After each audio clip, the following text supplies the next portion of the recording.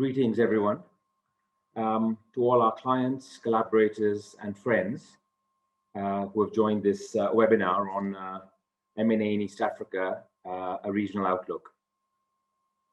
My name is Karim Anjawala. I'm the managing partner of Anjawala and Khanna, the ALN Kenya firm. I'm also a partner in our corporate team. I'm delighted that so many of you could join us. We're expecting over 450 people from 40 countries, most of whom have already logged on right on time. Just by way of housekeeping very quickly, we will extend this webinar by 15 to 20 minutes and would be grateful if you could stay to the end. For those of you who can't, we will share a link to the recording and also send out a summary of what was discussed. In the interest of time, my partner Rosa will moderate a Q&A at the end. So please keep your questions flowing and she will curate them. Each panel will introduce themselves. My partner Roddy, Christopher Mitchell from BCG, and I will set the scene and share what we consider some cross-cutting themes that will shape the M&A space for years to come. We will then have 3 panels, each with a different but very relevant focus for our current times. Firstly, my partner Dominic will lead a discussion with leading M&A PE practitioners. My partner Wangui, who leads our restructuring efforts, along with my partner Sonal, will look at matters of distress and restructuring. And finally, my partner Anne will look regionally to Tanzania, Ethiopia, and Uganda. It hardly needs to be said that these are unprecedented times, which have caused misery and pain for so many, and which have also radically transformed so much of our economic, social, cultural, and also our political life.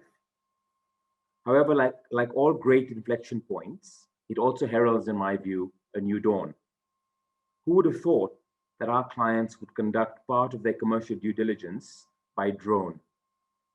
I have now, in fact, had 2 of these instances on deals that I've worked on. At ALN, we have been working on some of the most interesting and continent-shaping transactions across multiple industries in supporting our clients. Whether in revolutionizing urban transport through solutions such as Swivel, unlocking the insurance value chain with companies such as Lamy, or supporting a great array of PE and strategic buyers as they navigate their way through the acquisition space in Africa. I predict also that we will see much in the neo-banking space. It has been fascinating to see how PE capital is now being focused also on infrastructure, for example, in data centers and renewable energy. When there is so much talk of building back better, it's heartening to see this in action. It is also heartening to see in the PE space that there remains room for both global and Africa-based solutions, as Ascent's recent raise so clearly demonstrates. I'd like to focus, if I may, on 7 key themes that I think, and these are sort of a macro nature, that I think will shape our landscape for the years ahead. Some of these will be developed in more detail, both by Chris from BCG and some of my other partners and the other panelists subsequently. So my first point on the big themes is this one. I think there will be a much smaller role for government in the running of businesses through the privatization of state-owned enterprises, the concessioning of assets, various forms of PPP, or as has been the case most recently in Ethiopia in telecoms, perhaps soon in banking and insurance, the opening up of sectors that were previously closed to private investment. The Deputy Managing Director of the IMF in relation to our region said the following: the near-term reform agenda for Kenya should also focus on urgent structural policy changes. As financial weaknesses in some state-owned enterprises have emerged as a key source of fiscal risks, the ability to manage these risks should be strengthened while ensuring that any support provided to SOEs is consistent with Kenya's limited fiscal space. For those of you familiar with IMF language, that's a single word, privatization. The Structured Adjustment Program also mandated privatization across in multiple countries. So if you read similar reports, say for Angola, for Senegal, you see the same story.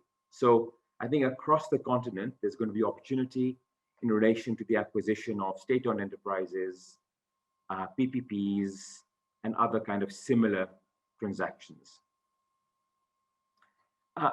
Those of us who've sort of lived the IMF journey know that there are very legitimate concerns about the loss of agency by government over our fiscus. But I think at least to the extent that these changes herald a smaller role for government and business, this is net a positive development. My second big theme, I think, is the rise of resource nationalism and a review of commercial arrangements between the private sector and with parastatals, state-owned enterprises, and other entities with significant government shareholding, as governments essentially seek to increase the share of revenue and therefore change the risk-reward matrix. You're seeing this, for example, play out with the oil companies in Nigeria. You're seeing this play out with power purchase agreements right across the continent, where off-takers are looking to move them from take or pay to take and pay sort of arrangements. So I think that if you're in a business or hope to go into a business that is linked to resources or linked to major offtake by state-owned enterprises, this is clearly an area to watch. Governments are in revenue-raising mode, and there'll be change in this area. And there needs to be, I think, a very kind of nuanced understanding of current and foreseeable regulatory risks as a consequence. My third point focuses on tax. Again, I think there will be a heightened focus on tax collection, the reduction of exemptions, and closer coordination between tax authorities globally. In particular, I think that transfer pricing arrangements will be looked at much more scrupulously. I think the definitions around control and what constitutes connected parties are getting tightened across the continent. You're seeing that in budget speeches right across sub-Saharan Africa. And I think the second big area will be base erosion. The OECD has been talking about base erosion for a while, and I think base erosion is going to continue to be a big theme for tax authorities in the years ahead. Again, reading the IMF reports from one country to the next, it is almost as if these prescriptions have been copy-pasted across from one country to the other. It's pretty much the same medicine across sub-Saharan Africa, right? Close down the exemptions, deepen and widen the tax base, and watch out for global multinationals transfer pricing. In addition, of course, we have movements in the digital taxation space. So digital marketplaces. In Kenya, for example, we have moved to tax digital marketplaces. And there is a move, as you know, in relation to minimum tax. And that's not just in Kenya. Our firm has acted for those who are challenging the minimum tax provisions. But I think kind of at a macro level across Africa, expect more in the area of minimum tax.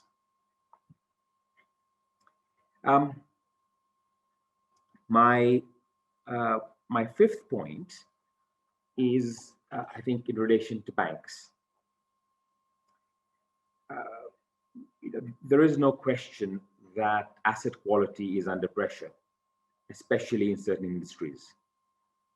And of course, there have been either express or implied moratoria in various countries.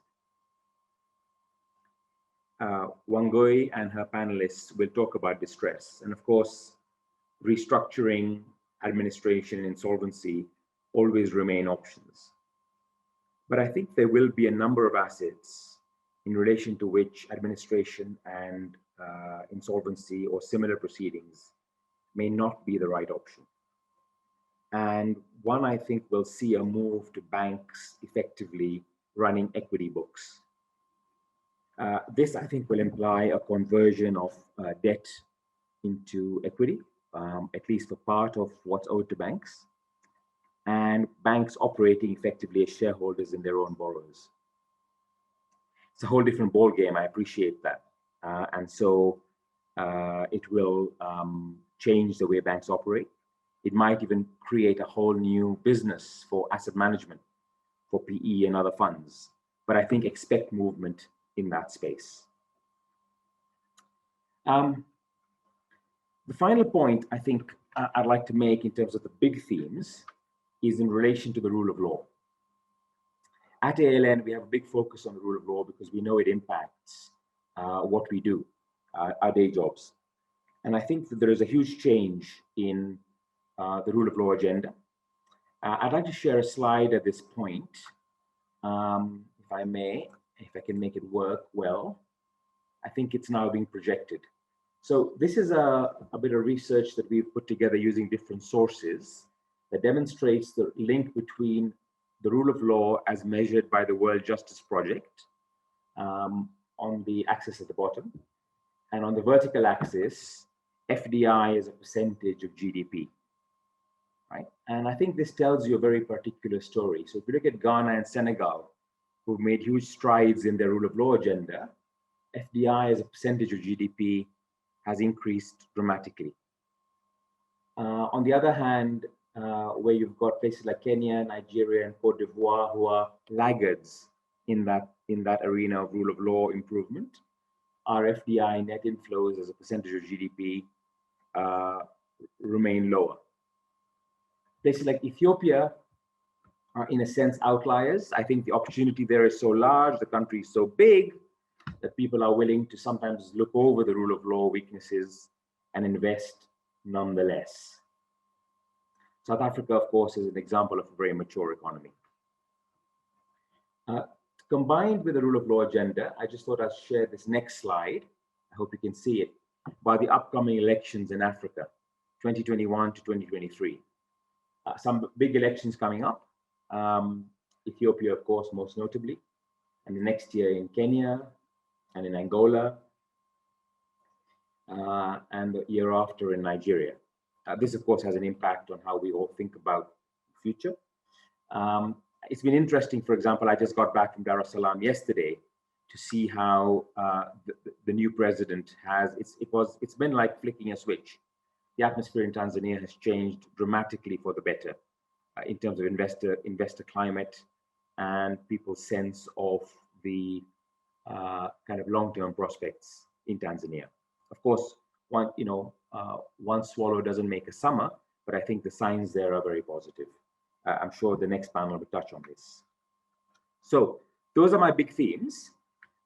Just in terms of what we do and Diligence, I think there are some major changes in the way we see this. I'm afraid to say that I think there was a sense in which Diligence had moved slightly into a box-ticking exercise. I think those days are rightly gone and should be gone. And we see three kind of key areas. Obviously, tax, right? So the nature of tax diligence is very different, much deeper, and much also more forward-looking, based on the point I made earlier about likely changes in the tax regime. The second is cyber. We now have a practice in the cyberspace, and we see cyber vulnerability in Africa as one of the biggest risk areas because there's been a historic underinvestment in general terms by African corporates in the cyberspace. And of course, particularly since COVID, a historic overinvestment by the hacking community, right? So you've got this sort of inverse relationship in terms of what we've been investing in and what hackers are doing. And so we see cyber risk as a very major risk area that requires addressing in the context of M&A. And finally, I think a much more forensic look at diligence. What I mean there is to understand whether buyers are basically being honest, whether sellers are basically being honest, but even where they are there major kind of challenges, leakages in their value chain, in their supply chain, that might not be picked up from a more routine kind of due diligence exercise. So I've tried to stay to my time. Thank you very much for your attention, and I'll now pass on to Roddy and Chris Mitchell. Great. Thank you, Karim, and afternoon, everyone. Karim, I think you need to stop screen sharing so we can. Thank you. So I'm going to have a conversation with Chris Mitchell, who's the Managing Director of the Nairobi office of Boston Consulting Group. We're going to, Karim having set the scene in terms of some of the macro issues we see, what we're now going to focus on are some of the core trends in the M&A, the African M&A market. And BCG have identified 5 core trends that they see. So we're just going to, Chris, if you can put up your slide deck. We're just going to run through a few slides just to use those as talking points as we go through. So if you can perhaps go to the... Yeah, I'm happy to. And Rodney, thank you very much for the promotion. There are actually a number of managing director and partners at BCG, and so I'm one of them in Nairobi, but it certainly doesn't hurt. Very happy to. I think, let me just start by saying this is an African view. We will have a more detailed discussion on East Africa in particular, but the data that you see here is based on research that we've done across the continent. And oftentimes it can be helpful to just stare at some big numbers to sort of understand the context. So over the last 2017 to 2019, 20 billion of M&A deal value, over 500 deals. This, of course, is very, very small on the global scale. It's only 1 to 2% of the worldwide M&A value. We had seen up to 2015 from 2000 a 15% compound annual growth rate in deal value, but we've actually seen a bit of a come down from that trend over the last sort of 4 to 5 years. As Rodney was hinting at, we do see some trends, some of which I think overlap with what Karim has shared as themes. The first is really the rise of African acquirers. There is, in fact, on a volume basis, a very stable share, around 60% of deals that are driven by African acquirers. In terms of value, that number spikes, based on the mega deals that we see in year. And we'll show you some of that data on the following slide.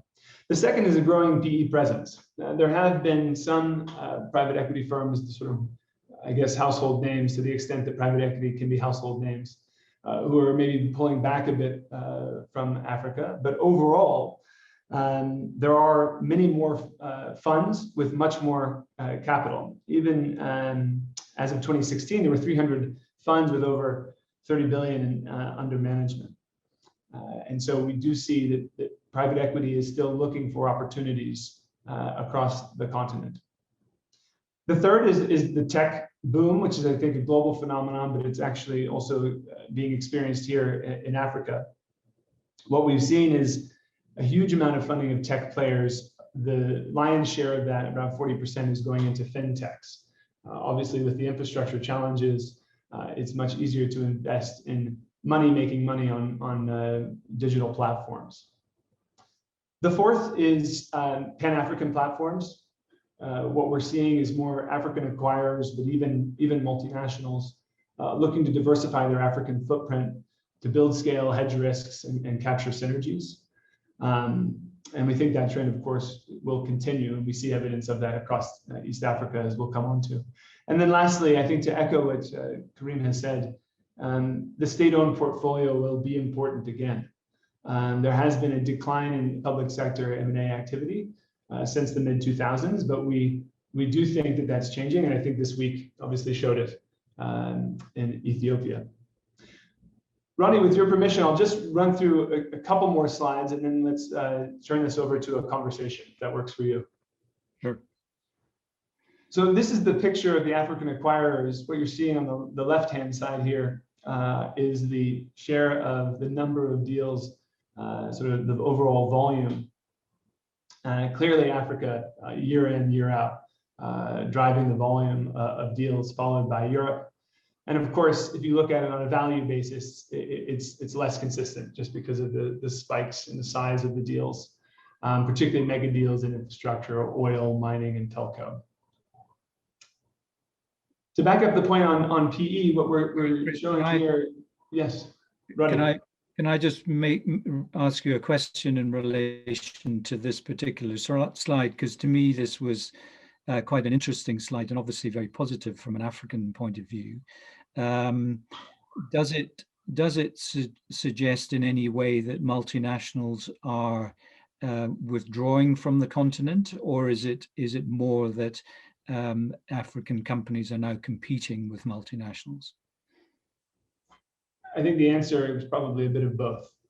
I think with the challenges in places like Nigeria, which had attracted quite a lot of investment up until about 2016, 2017, you are seeing some multinationals who are more willing to put an incremental dollar into larger markets with greater purchasing power like China and India. And so they're less likely to do so in Africa.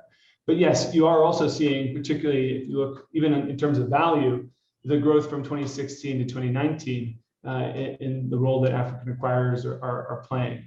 And we know from reading the newspaper how many businesses, particularly Kenyan businesses, are buying assets across the region. So it is, I think, a bit of both. So I think while we wait for Chris to rejoin, I mean, I think clearly what this is demonstrating, and we've seen it in our practice, is that there's been a huge increase in both the amount of private equity money available, as well as the number of managers. And I think that one of the trends that we've also seen is that the more successful managers are Africa-based rather than some of the global players who've been less successful in their ventures in terms of getting used to operating in the African environment. I think, as I understand it, BCG's view on this is that they see this growth continuing. They see the importance of private equity in Africa to be a continuing upward trend, because Africa desperately needs growth capital, and of course PE in Africa outside South Africa is very much focused on development capital. And of course, if we're seeing multinationals potentially withdrawing or looking at other emerging markets, then obviously there'll be an even greater role for PE. So let's move on to the next slide. So I guess that tech shouldn't be a surprise to anyone that tech should be one of the key features of the trends, and I think the important differential to make here is that we're not looking at tech companies. We're looking at the use of technology across industry sectors. So we're looking at tech-enabled businesses, and I think that is potentially only going to be accelerated by COVID, because of the impact that's had on the way we conduct business and just operate on a daily basis. Technology has become even more important. So I think we can only see that increasing. And Roddy, if I could just jump in there, and I think this was a point that Chris was going to make, was that there's obviously, because of COVID, a whole discussion around valuation, right? Particularly for businesses that have been impacted, but also for more conventional businesses, where disposable incomes are under pressure, and so on.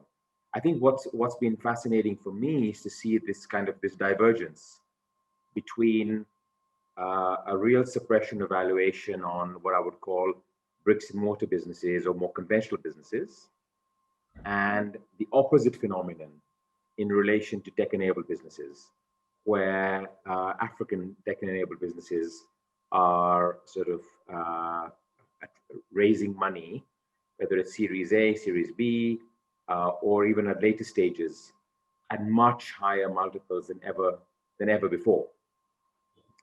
Of course, there's an emphasis, as the slide demonstrates, around Nigeria, Kenya, and South Africa, but it's also true that there are a number of interesting tech businesses across the continent, and not just in those markets. The recent acquisition of Paystack, for example, by Stripe, is a really good illustration of kind of what's happening in the tech space. I think there's much more to this story, because when one talks to those are raising funds in this space, you realize how much money has been raised to invest in tech-enabled businesses.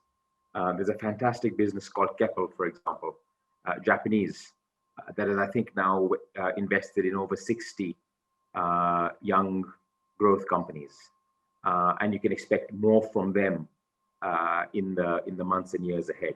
So I think there's in a way, it's like the great divergence at this point between the tech-enabled businesses and the more traditional businesses in terms of valuation. From a legal perspective, of course, and maybe this is my final point. Sorry, Roddy. My final point is, of course, the younger businesses tend to be much harder to diligence in some ways. Much easier because they're younger, much harder because they tend to be less well set up, ready for diligence. So there's always a bigger effort to get them kind of deal ready, in many ways. Yeah. And I think this is an area that the private equity panel, when they come on, will I'm sure focus on, given it's a key focus for them.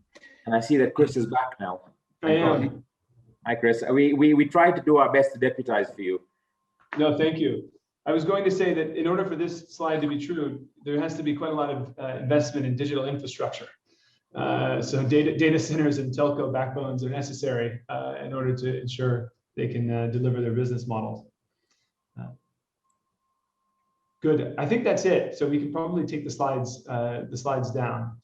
And I think, Roddy, just some opening thoughts on the East African context, right? Which is that part of why this topic perhaps is so attractive to those who have chosen to spend some time with us today, is that there's such a scarcity of exit options for investors or family-owned businesses alike. There are few IPOs, relatively few buyouts. So M&A is a critical part of finding liquidity, but also of creating more scaled players. I think for too many years, we've used the statistic that there are only 14 businesses in East Africa with over $1 billion of revenue. There should be far more than that. And it seems like that's something that, while it's an arbitrary number, it's an important reference point in terms of being able to play, not just in Kenya or in East Africa, but across the continent, or indeed into other continents. What we have seen is a lot of activity in financial services, particularly in Kenya, where we know we are overly fragmented given the size and shape and nature of the economy. Still have 40 banks and even 90% of total assets held by just 12, the top 12. That's still more diffuse than you would expect in a market this size. And so NIC and CBA, INM and Orient in Uganda, Cooperative with Jamii Bora Bank, KCB and Atlas Mara. And the same thing in insurance, right? Where we still have just quite a few, but what we are starting to see, as was evidenced by Allianz and Jubilee, is the global players coming in and sort of looking for the local champions in order to get regional exposure. And even in private equity, where we've had Phoenicia and Ascent sort of merge their efforts, and Ascent having their successful, recently announced $100 million fundraise close. So, M&A is obviously alive and well here, but it'd be great to see it diversify into more sectors, and great to see sort of, I think, larger acquisitions or larger mergers to create more scaled players that can project that kind of influence across not just East Africa, but the continent and even farther afield. Yeah. Chris, I mean, one of the 5 core trends that you'd raised was this idea of developing Pan-African platforms. I guess that when we're talking about East Africa, we've got a situation where the attraction of the region is the ability to build a regional platform. And I know that that's a key driver for both multinationals and PE. And obviously that differentiates East Africa from West Africa, from Southern Africa, where it's a little more fragmented. Is that something that you see developing beyond East Africa? Yeah, clients are absolutely interested in East Africa because they hope that the countries are integrated and that it can provide the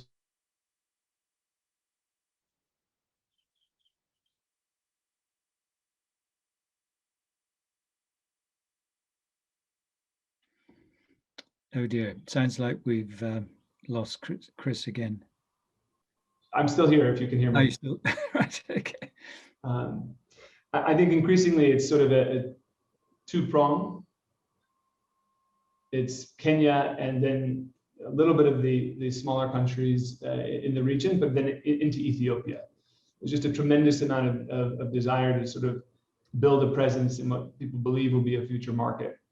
It's more tentative now than it was 3 or 4 years ago, but I think that is the play. To date, there are relatively few synergies between those two plays. So it is in Ethiopia for Ethiopia's sake, and then Kenya or the rest of the EAC in a more integrated way. I think what we're also hoping to see more of are these fast growth disruptive businesses, which are looking to grow, not necessarily taking the country, but taking the city view. And so they're picking off the top cities around Africa.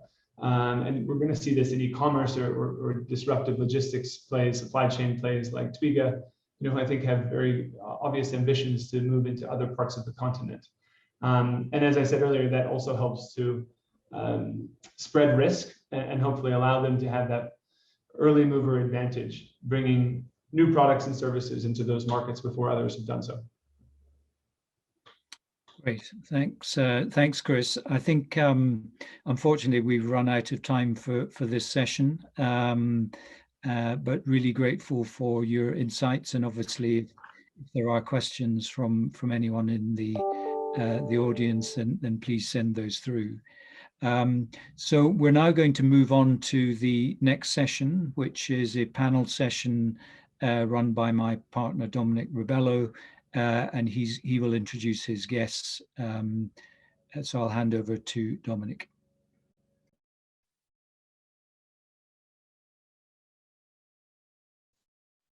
Good afternoon. I hope my panelists are all still on. If you could put your videos on. So just quick intros. My name is Dominic Ribello. I'm a partner at Anjouan & Kana, specialize in regional M&A and private equity. And I also run our innovation program and ALN's technology group. So we're lucky to have 3 great panelists with us this afternoon. Manjura Waidaka, Senior Investment Director at Ascend Capital, Alia Sharif, Partner at Ethos, and Ngetha, Director at Actis. I don't think any of those funds really need any further introduction, but what we've got is a nice broad range of different investment sizes. So Ascend tends to invest in SMEs across East Africa, and they generally take a majority stake, which obviously gives an enhanced operational risk profile to their investments. Ethos has several funds investing across the continent, and they offer both equity and mezzanine capital. And Actis has multiple funds across the continent, across a host of sectors, with various dedicated funds in areas like real estate, infrastructure, and in growth. So it's a nice mix. It's a good group of panelists. And without giving away anybody's age, we've probably got over half a century of cumulative investment experience between us. So lots of knowledge here. So just to set the scene, we've heard from Chris on how investment in Africa is growing. And Africa's middle class continues to grow.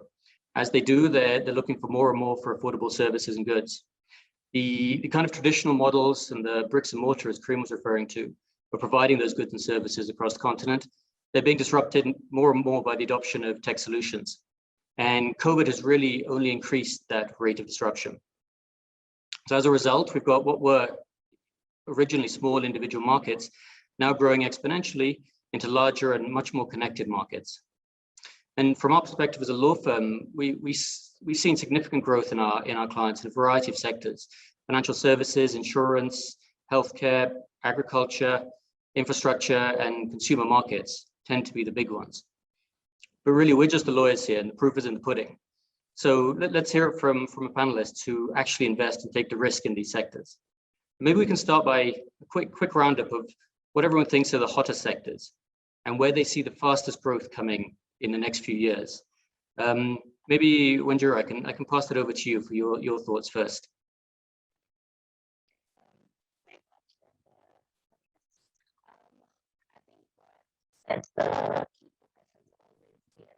To be in the manufacturing space. Sorry, Andrea, I can't seem to hear you.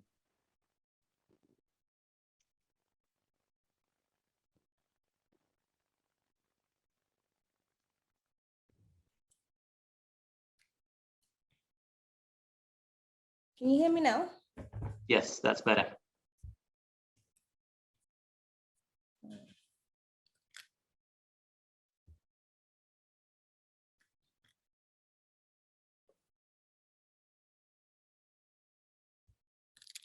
Can you hear me now? Yes, we can hear you loud and clear. Can you hear us? Yes, quite clearly. As I was saying, I think at Ascent, the focus still continues to be in manufacturing, and specifically manufacturing of consumer goods. If I may speak to our current portfolio, I think we're almost 60% in the manufacturing space, but this is more skewed to, as I said, consumables. So you'll find like a manufacturer of soap products, that still continues to be a region of focus for us. I think the other space that we've seen increasing focus on is on the agri space, specifically agro-processing and agro-trading. As Chris pointed out, I think when it comes to agriculture, there's a lot of smallholder farmers that require access to markets. And I think that is the key area that we're looking for. So anybody who can provide markets to the smallholder farmer is one of the investments that we're very, very keen on making. I think one of the other regions we did not discuss is in the education space. We've seen a lot of opportunities in this particular space because of the demand of quality education. There's a lot of deals specifically in that space, and I think it's going to be continue to be one of the sectors that we really play in.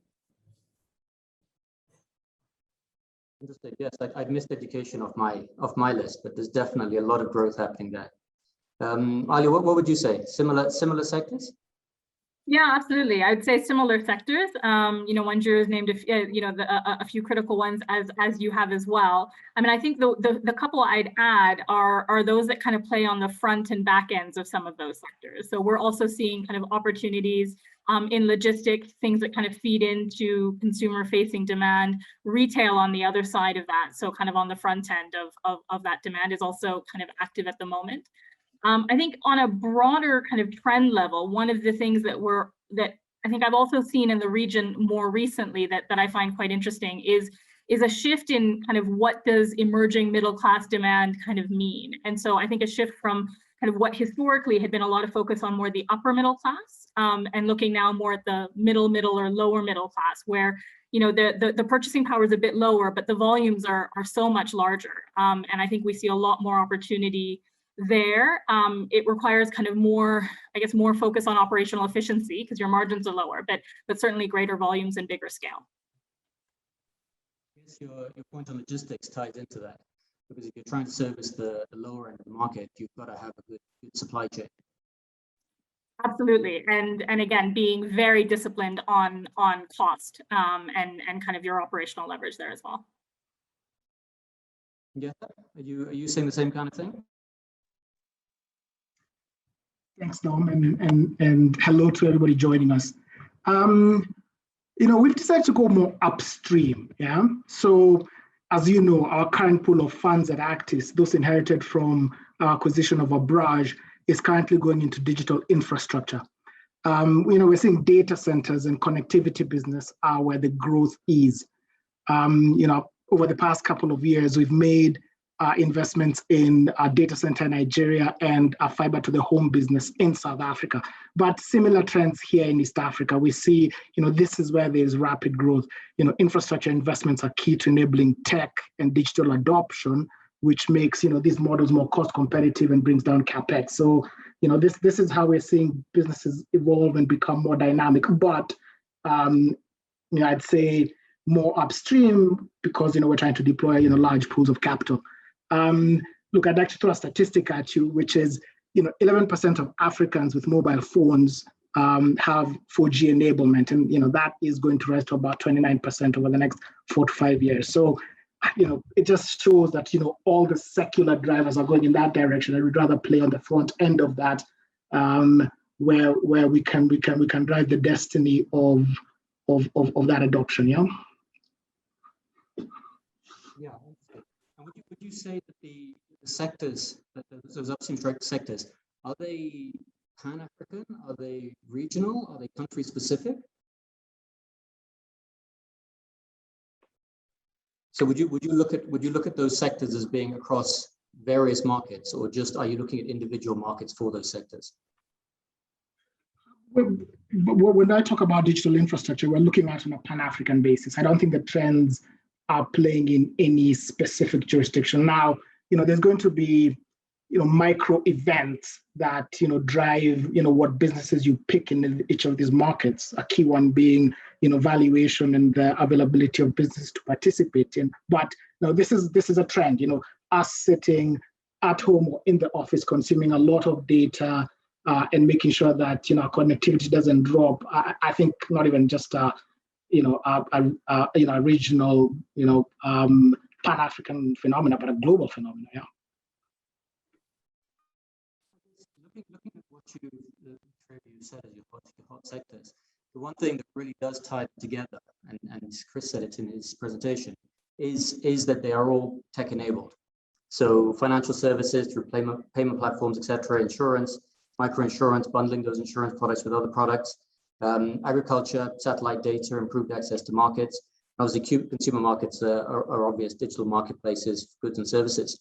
So I guess the question is, would you, maybe Wanjiri, you can take this first, would you see a non-tech enabled business, so not a tech business, but a non-tech enabled business, a brick and mortar business, are they still viable? Are they still hot sectors?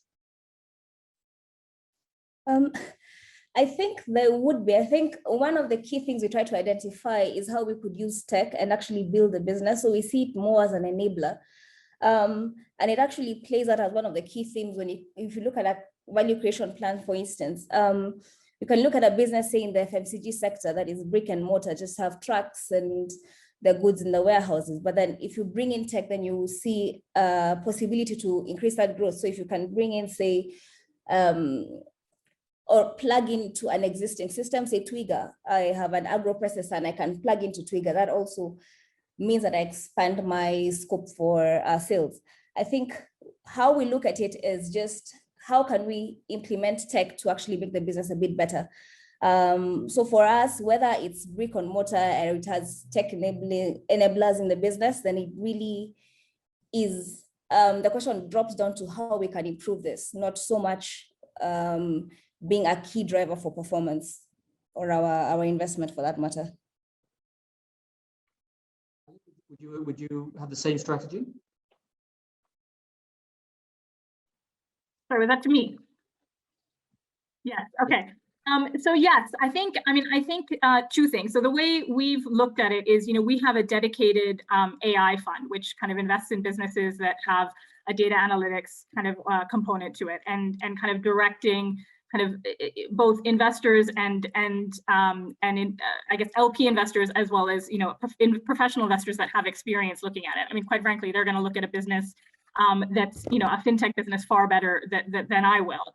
I think on the tech-enabled side of it, I think every business is tech-enabled now. It's just the degree to which and how you do it. So if I look at kind of some of our existing portfolio companies, I mean, we have a retailer that's looking at, how do we have chatbot enabled, home delivery options, or, a logistics business with a kind of a custom built, supply load planning and tracking, app and system.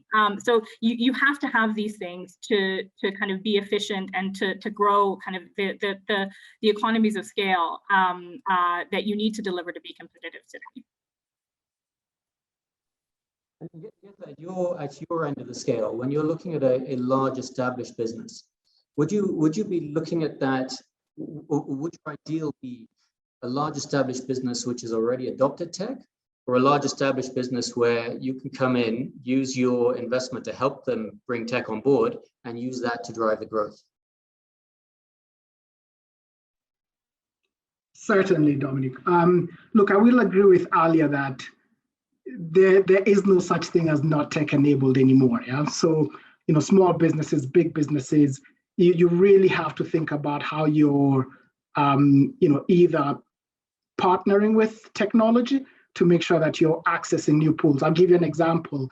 I take care of our investment in Java, and that's a restaurant business, and you wouldn't expect there to be any tech enablement in the delivery of quality food at good prices. Yeah, but over the past year, it's become critical that we partner with food delivery options to make sure that we're addressing new pockets of growth. Yeah, so I'd say between last year and this year, on the months of March and April, our delivery sales have almost doubled. So from my perspective, now that's the future of the business. You really have to think about how the restaurant is set up to make sure that you're able to accommodate delivery options. You're setting up your kitchen in a manner that there's prioritization of what goes out to the restaurant, what goes out to delivery options. And in my mind, that's still quite low tech, but you're accessing pools of customers has become tech enabled, and you're getting a lot of information about what their preferences are. Yeah. So big business, not really tech enabled, but you're being forced to think about the tech journey. Tech enables grow in two respects. It enables you to grow that business domestically, grow the customer base much quicker than a standard business. But it also allows you to cross borders more easily. That tech can be deployed regionally much faster than a standard business. So I guess, Wanjiru, maybe back to you. Does that ability to use tech to grow a business regionally, how important is that in determining whether it's a hot sector or not? The ability to grow regionally. Definitely, Rebelo. It's quite important, because ultimately the key thing we're looking for is to invest in a business that we can ultimately exit. And the more access we have to larger markets and more markets, then that also creates a business that we can finally exit much easily and much quicker, and as well also increases the number of players that would be interested in purchasing this particular business. So it drives both your growth for that business and then potentially your exit as well. Exactly. Alia, you would presumably say the same? Similar. I mean, I think that it also depends on who you're selling to. So I think when you're selling to another financial investor, I think that regional scale and diversification is particularly important. I think as well as, and it's grown more important, I would say, over the last 5 years as we've seen kind of different regions struggle at different times. So there was a reference before to Nigeria. I think, before people would be very happy to just invest in Nigeria and not, worry so much about regional diversification. I think when you're selling to a strategic, they have their own portfolio strategies, and they're looking at how does your business fit into their overall strategy. And so then, a business that's of scale, that's doing well, that has room to grow in a single market, if the market is kind of one of the larger markets, I think that can be fine, because they'll piece it together with businesses that they pick up in other places. And so I think it really does depend. I think it depends on the market. I think it also depends on the challenge of or the particular dynamics of a market. So, I mean, there was a business, an FMCG business I spoke to in Tanzania, and this was a few years ago, I think, when things were a bit tougher. But, one of the points the entrepreneur made was, I'm thinking about expanding into one other market, simply so that I don't have to sell a business or kind of try to secure investors when 100% of my business is Tanzania. And so, where, in some situations, kind of it's a bit of a marketing issue as well. So, I think it does depend. I think for a private equity investor specifically, when you think about regional expansion, you also have to think about timing. because it's critical to do it early enough in your investment that you can kind of see the fruits of those revenues and that diversification, not just the costs, by the time you exit, or again, use it more for marketing and potentially multiple expansion if you do it a bit later. So different ways to look at it. And what about if it's in a regulated industry? How would that affect it? Because obviously So, now when you across regions, across markets, across countries, you're dealing with different regulators, multiple regulators.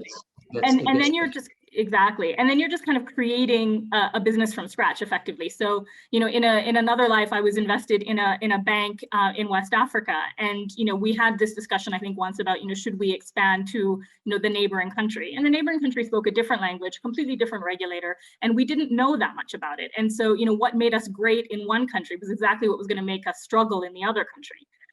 So I think, again, in a regulated market, I think it is more challenging. I think, when you're much larger and you have kind of the experience across multiple geographies of how to deal with regulators, some of that is transferable. But I think if you're going from, you've just been in one country and you're thinking about going into a second, that's probably the biggest difficulty. I think going into country 4, 5, 6 is probably a bit easier. What do you think? Was that for me, Tom? I could see you nodding along. No, I 100% agree with her. I mean, she stated really the attractions of going regional, and also the pitfalls that come from just a spreadsheeting exercise. Yeah, but I'll also say there's a bit of risk mitigation in it as well, because you also want to make sure that early in your investment you want to go out and diversify the business, because should year 4 or 5 come and you've got an election in a certain country and all of a sudden, your exit buyer is uncomfortable with it, or and not even get to exit, but just, the sales and profitability of the business just suffer in one country, which happens in our African markets, let's be honest. You want to make sure that there's enough shots on goal for the business to continue. Yeah. But it is not an easy journey. Yeah? So, the companies and the private equity firms that have succeeded in taking businesses regional, a lot of kudos to them. Yeah. And would a business being in a regulated sector cool it down, or not make it such a hot sector for you?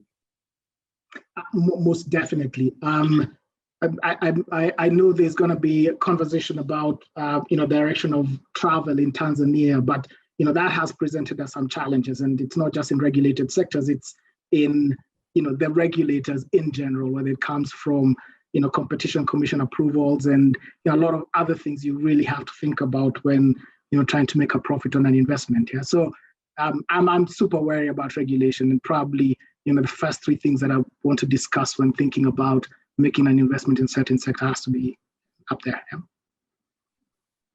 Yeah, I think a valid point there. It's not just sector-specific regulators; it's the general business environment from a regulatory perspective in a geographical region, which could make a sector less hot. So we've only got a few minutes left. Maybe one last question, which is kind of probably what everybody wants to hear. If all things being equal, and I won't limit you in terms of sector at all things being equal, so same business size, same numbers, same financials, etc., what would be your ideal business, your hottest of the hot, as of today for your next investment? Majira? I think for us, it would probably be something in healthcare. I think if you look at East Africa, which is where we play in, I think we have healthcare access of less than 20%.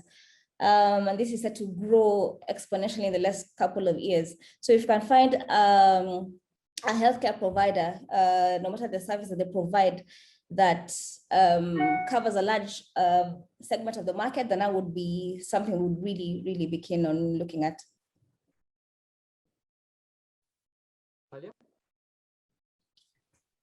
Something in food.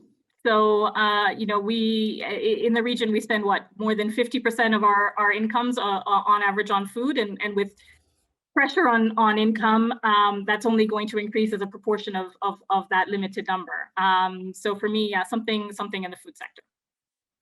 And that would be at what level? That would be agri processing, Yeah, agri processing, FMCG, kind of on the consumable, kind of food consumable side, kind of anything in that, and stuff people put in their mouths.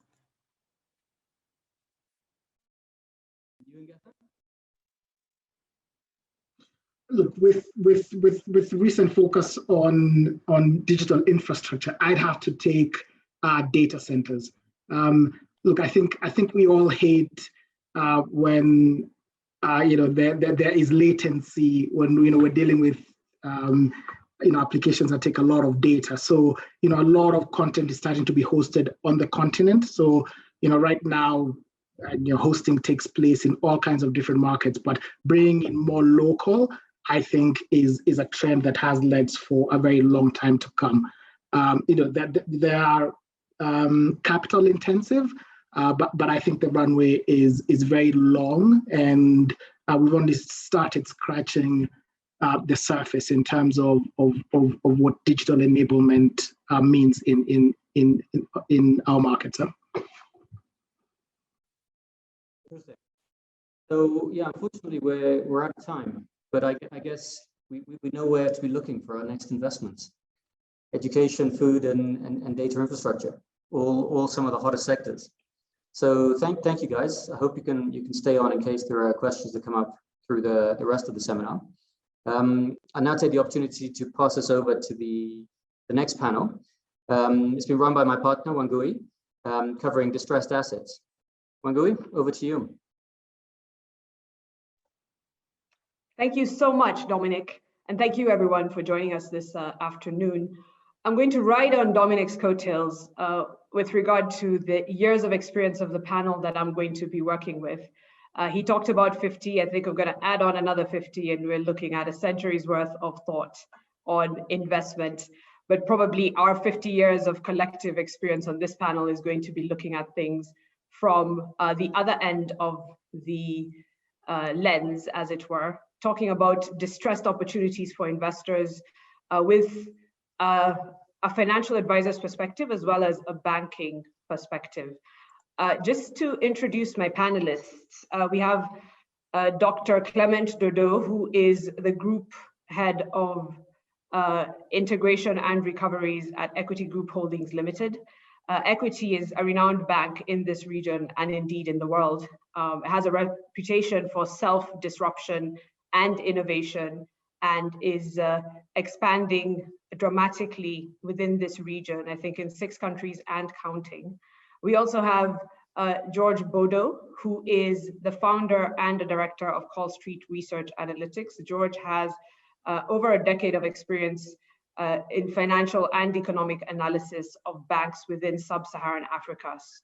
He is often sought as a commentator and a speaker and a thinker on issues affecting banks and financial institutions in these markets. So it's a pleasure to have him with us. And last but not least is Misozi Firi, who is the head of business support and resolution for the wholesale banking business of Standard Bank Group. Standard Bank has over 157 years.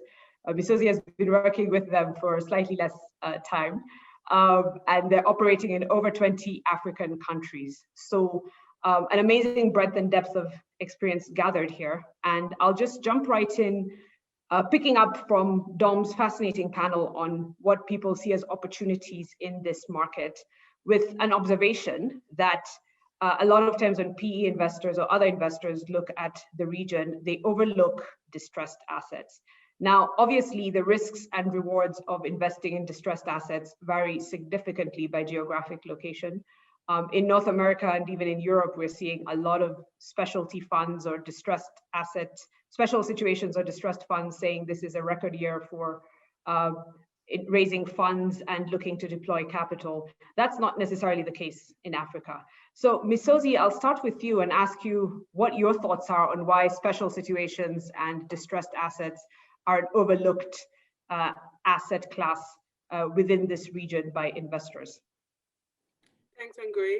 I think from my perspective, there's several themes that come up with as to why investors don't really play in this space in Africa. So one of the themes is the deal size is they're very specific with respect to the appetite that they have for deal size, as well as a preference for hard currency. Another thing is that they have limited appetite for exposure to state-owned entities and family-owned businesses without very strong collateral mitigants to actually balance out the cultural complexities as well as the political risk exposure to those entities brings. Another element is the requirement to roll up your sleeves. It's not a passive investment. You really have to be on the ground, get the local context as well as the relationships to actually progress with unwinding whatever situation has brought that specific client to a distressed situation. Another element to think about is insolvency law. So the insolvency legal framework across the continent is not consistent. Africa, as you well know, is a continent, not a country. And so with that, it brings also another layer of enforcement challenges, which is also not consistent across the jurisdiction. And what we find is you have your commercial enforcement challenges as well as your legal enforcement challenges that come up. And lastly, there's an expectation of high returns over a short period of time, usually around 5 years, which is not realistic, especially for distressed assets in this space. Great, thanks. And we'll come back to some of the risks you've raised and the underlying opportunities that often form the flip side of any risk. But I think I'll just pick up on one of the points you mentioned with regard to things like hard currency and political risk, and ask George to give us his thoughts on the issues from a macroeconomic perspective, just drilling down on the challenges facing African economies in the current environment. You know, we have the risk and ongoing sort of concerns around sovereign debt distress. There's currency depreciation across different markets. There's political risks that were alluded to by Chris and Roddy in their panel. Just taking a bit of a deeper dive on that, what are your thoughts on the pandemic and its aftermath and how that's affected real GDP growth in sub-Saharan Africa and in this region particularly? George, I think you're on mute.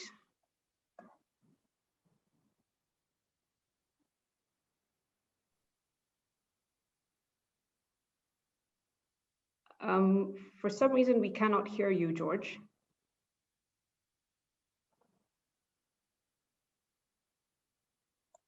And no, we cannot hear you.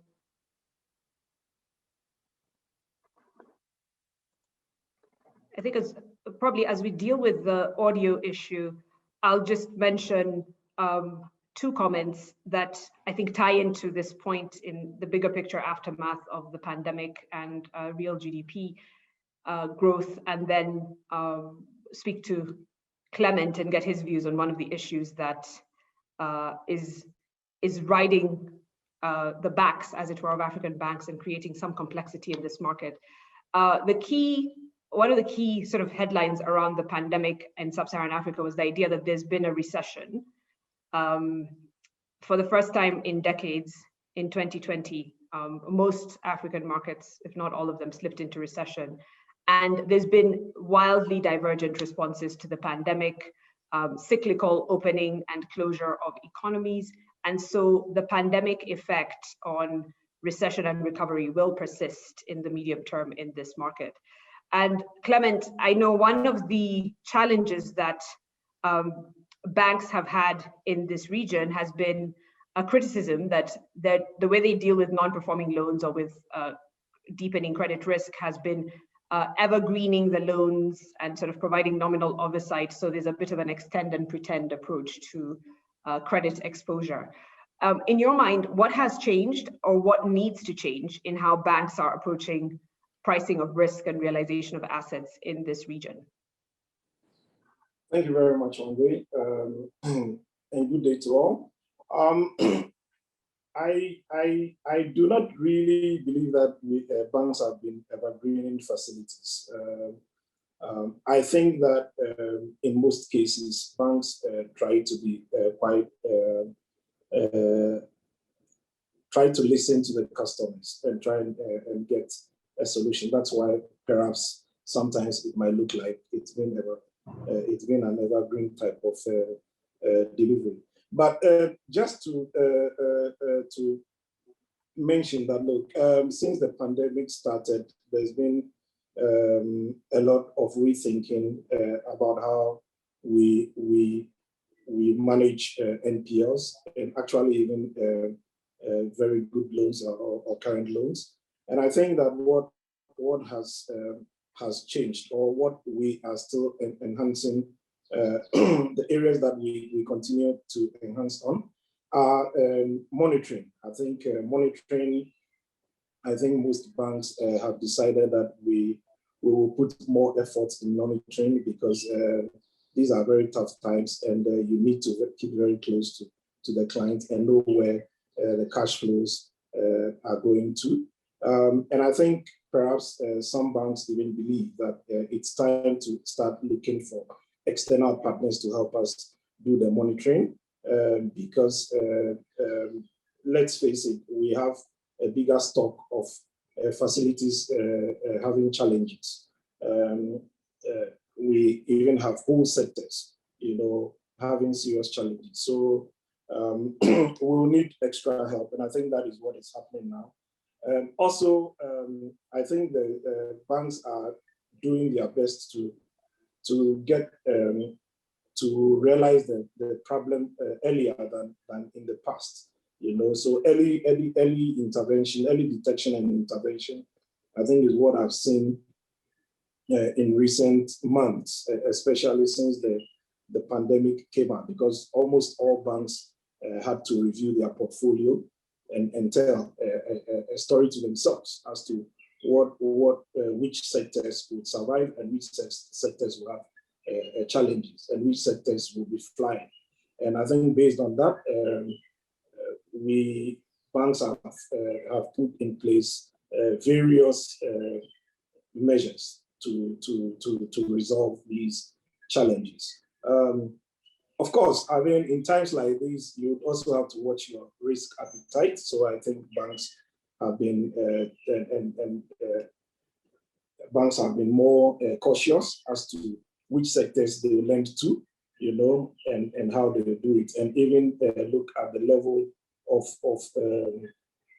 their capital they will deploy in those sectors.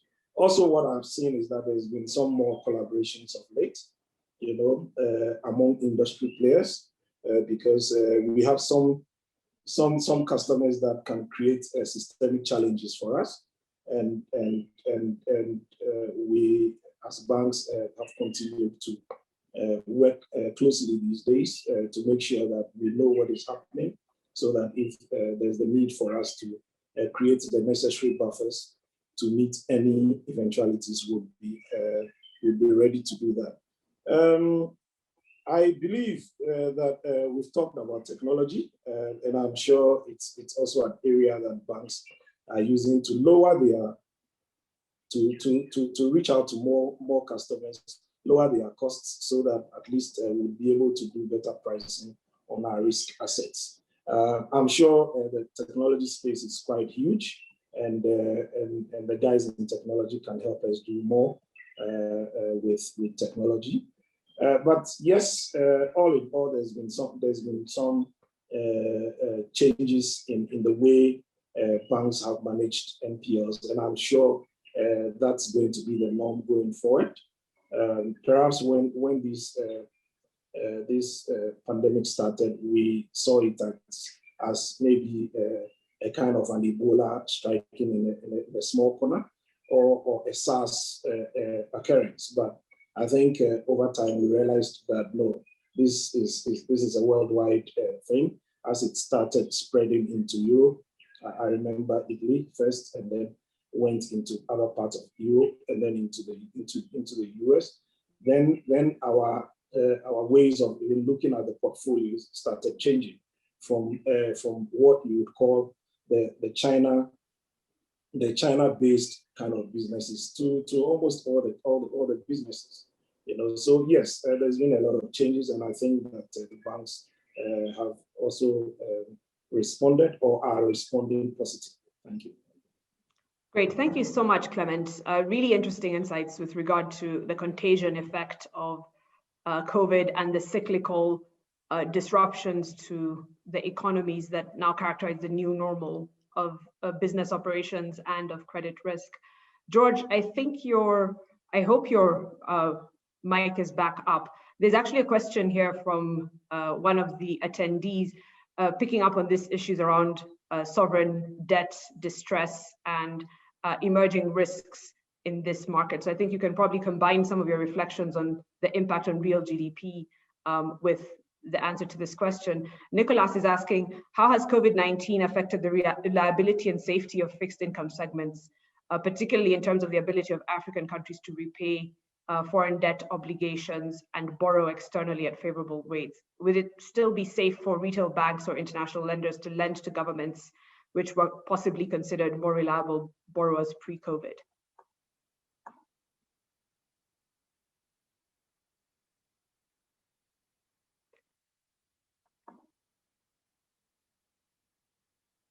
Okay, I see George shaking his head. I'm assuming that's not necessarily a no to the lending query, but more a reflection of the adaptability that we're going to have to display on this panel with regard to the Q&A. I think just picking up, Nicholas, though, on your point and bringing it back into this context of the supply and the demand side, the supply side issues banks are facing on non-performing or underperforming credits and the potential demand side for investors. The near to medium term risks in the markets remain. And because some of these issues around sovereign debt or currency depreciation are actually systemic issues, there will need to be policy interventions by central banks and other actors in the region to address some of those bigger picture issues in a sustainable way. Because there's a tremendous amount of fiscal fragility in the region. Ms. Ozi, I think one of the points that Clement made, a couple of the points that Clement made tied into this idea that there's a funding gap that's going to emerge as banks tighten their risk analysis and try and narrow down their exposure to sectors that are considered to be either underperforming or high risk in the medium to long term. And there's also an opportunity where banks are looking to exit and maybe rethink their exposure levels to certain sectors of the economy. So the question I have for you is, looking ahead, where do you see the opportunity for investors in distressed assets? And is this the time to actually take a deep dive? I would say now is the time. It is a good time. I think once you get your head around all the issues that I highlighted earlier and actually realize that in Africa, the risks and rewards are higher, but they're just unevenly distributed. And you accept the fact that you need to have a roll up your sleeves kind of mentality. And because this is not a space for passive investors, I think the opportunities largely open up. So if, for example, if your appetite is expanded to local currencies, it automatically opens up a whole new opportunities. And then with respect to what COVID has done to the continent, it's actually revealed new opportunities. So one of them is the fact that, real equity has now emerged, like real equity risk with a very high potential upside has been exposed. And for the banks where we're already exposed, we're having to step in and carry that risk. The other opportunity is we have seen two classes of distressed assets have emerged and representing two different levels of opportunity. So the one is clients that we already knew were on the edge prior to COVID. And then the second class are business models that were directly impacted by COVID, but their sector during the COVID period, the sectors, the digital transformation accelerated during COVID, that then has made it a struggle, or will make it a struggle for those clients to actually recover to pre-COVID without appropriate support or investment. So in my view, I think in order to capitalize on those brackets of opportunities, patient capital is definitely required, because I don't think a 5-year investment view will actually allow you to really capitalize on the opportunities as well as the exit that our colleagues spoke about earlier, and make that attractive, because again, 5-year doesn't seem to play very well, especially in the distressed space. Then from an investor funding model opportunity, I think COVID also exposed another type of funding gap, in the sense that because you need the patience and you need to almost apply different views to those assets, you almost need a blended investment vehicle that touches on angel, VC, PE, debt type model with a longer investment view to really capitalize on those opportunities and open up the pool of assets for investors. And obviously then this implies that your funding structure actually has to change, and you would have to almost have a bespoke funding structure to support such a fund. Okay, so Wangkoi, can you hear me now? Yes, we can hear you, George. Okay, so let me just go on. So I think I was going to say that, and just to get back to your question, that the risk of debt distress in sub-Saharan Africa has actually been very elevated between 2019 and 2020, and to a large extent, it's got to do with the pandemic. Well, there was already high risk of this debt distress in the region, but the pandemic has just exacerbated a lot of things. Just to give an idea, is in 2013 we had, 2019 we had about 11 countries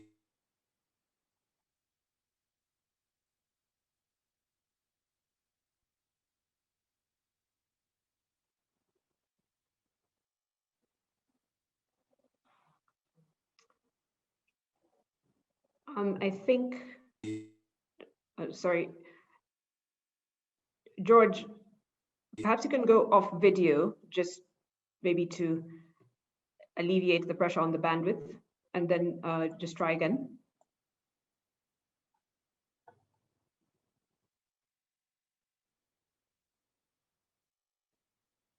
that one.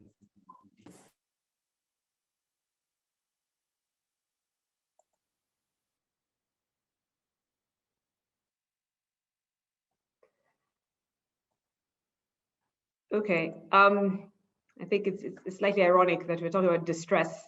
There's definitely some distress on the bandwidth, and underscores the opportunity in data centers as a hot ticket in this market, in this region, and in this post-COVID new normal.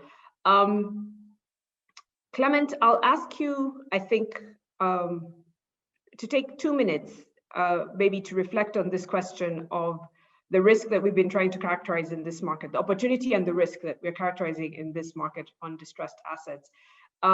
In Europe, in the US, there's a functional and highly viable market for secondary market for non-performing loans as a sort of ongoing risk mitigant. In this region, historically, the view has been that non-performing loans, if at all they were traded on a case-by-case basis, but not that there was enough kind of supply or demand to support the development of a market. In your view, are the markets in this region now at a stage of maturity where the development of a legislative framework for a secondary market for non-performing loans is something that should be considered? Yes, to answer this question, first, I would want to look at it in 3 areas.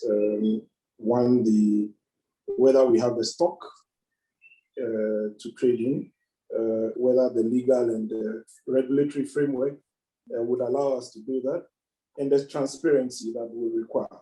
And I think that over the years we built the stock.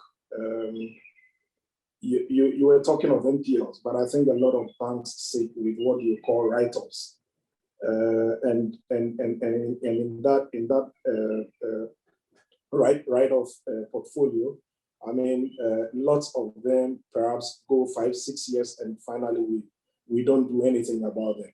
So clearly there's that stock there, in addition to what you would call the NPLs that are running. So yes, I believe there is the stock for us to start building on if we want to have a secondary market.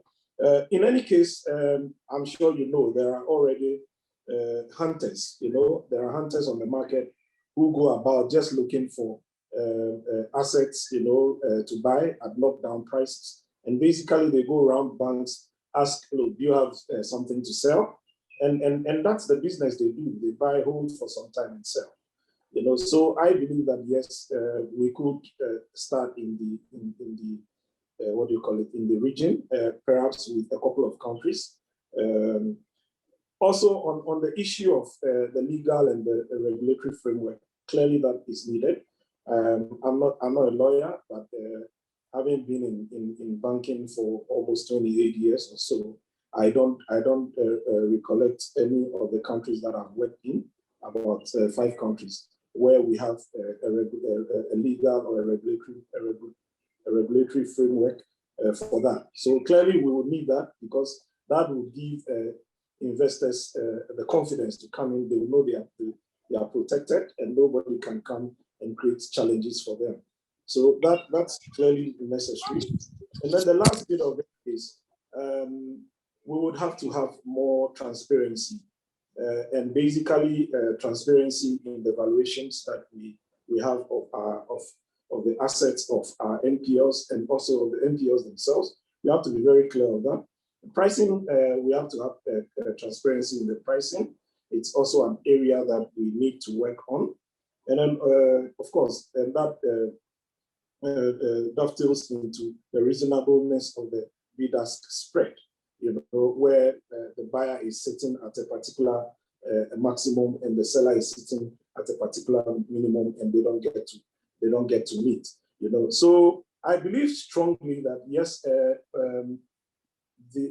we have the stock, and if we put the right regulatory framework in place, we should be able to develop the secondary market, and that must be a private sector-led initiative, you know, not by the government.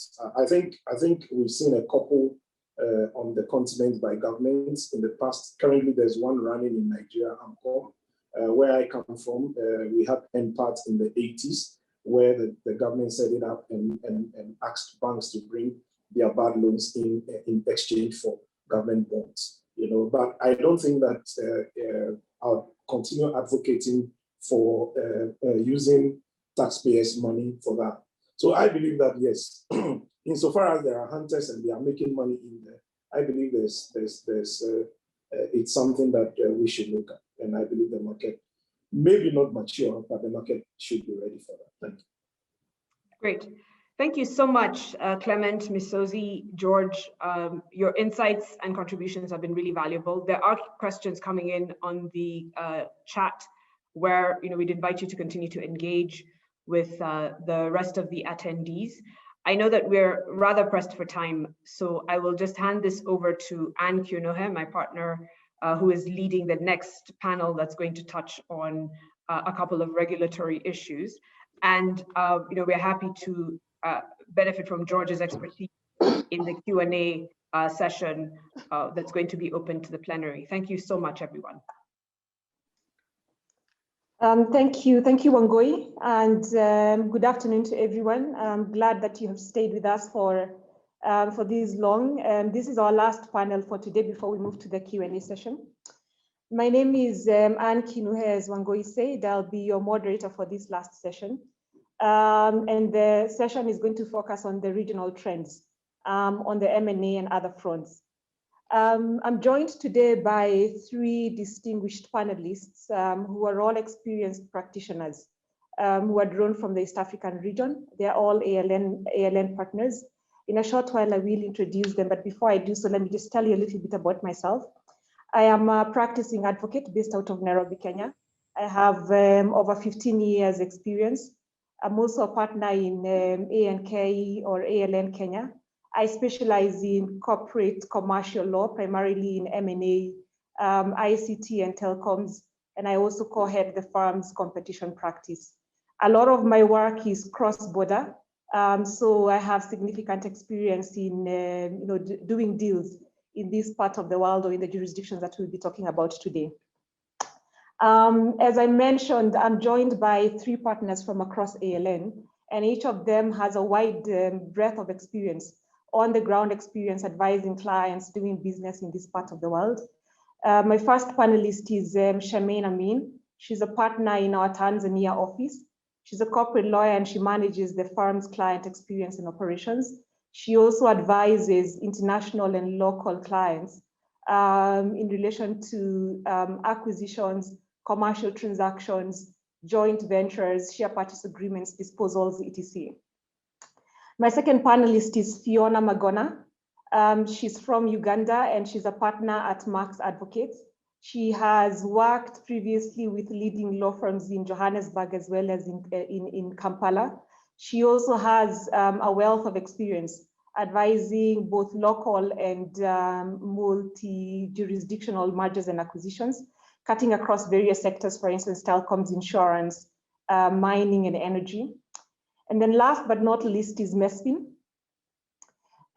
He's a founder and principal attorney at MTA Associates. He has over 25 years of legal experience, primarily in Ethiopia. And his experience spans through private, public, and civil society sectors in the country. He's top rated as a lawyer or an attorney in Ethiopia, and he has substantial experience representing multinational investors in different sectors. His expertise includes mergers and acquisitions, business, and investment law. Welcome all to this panel. Now, as was mentioned, in the last 12 to 18 months, there's been unprecedented challenges in the global mergers and acquisitions climate. And this is in the face of the COVID-19 pandemic. The volume of M&A transactions is estimated to have decreased in the first half of 2020 by about 24%. And the total value of transactions was down by a staggering 56%. Now, what happened is that in the face of COVID, Africa had to make various trade-offs. And many African jurisdictions, with some exceptions like Tanzania, many African jurisdictions chose to sacrifice economic activity in order to manage the impending health crisis that was predicted to arise from the COVID-19 pandemic. Now, they rolled out sweeping containment measures, which then, of course, forced businesses to shut down or to significantly scale down, which resulted in financial and job losses. Now, before that, before the pandemic, the East African region had been described as a regional investment hub that attracts high-value M&A activity. Following the pandemic, now on the legal and on the M&A front, the key buzzwords then became revaluations, material adverse change or mark provisions in agreements, price adjustments, etc. And we saw a lot of delays or postponements of ongoing and potential transactions. That seems to have changed. In the first half of 2021, there's been some resurgence in the M&A activity in the region. And it's expected that M&A is going to increase at a steady pace throughout the year. So it's obvious that the East African region remains a key driver for growth in sub-Saharan Africa. And what we're hoping to do in this panel is to explore some of the legal and the M&A trends, as well as opportunities that exist in the East African region going forward. So without much of ado, let me turn now to my panelists. Fiona, let me start with you. Now, despite the COVID pandemic, the level of M&A activity in the East African region remains more positive, perhaps, than anyone would have predicted a year or so ago. What are some of the positive developments that you've seen in Uganda or in the East African region generally, in terms of the legal and business environment? In what ways are the governments in this part of the world looking to lure or to attract foreign investors?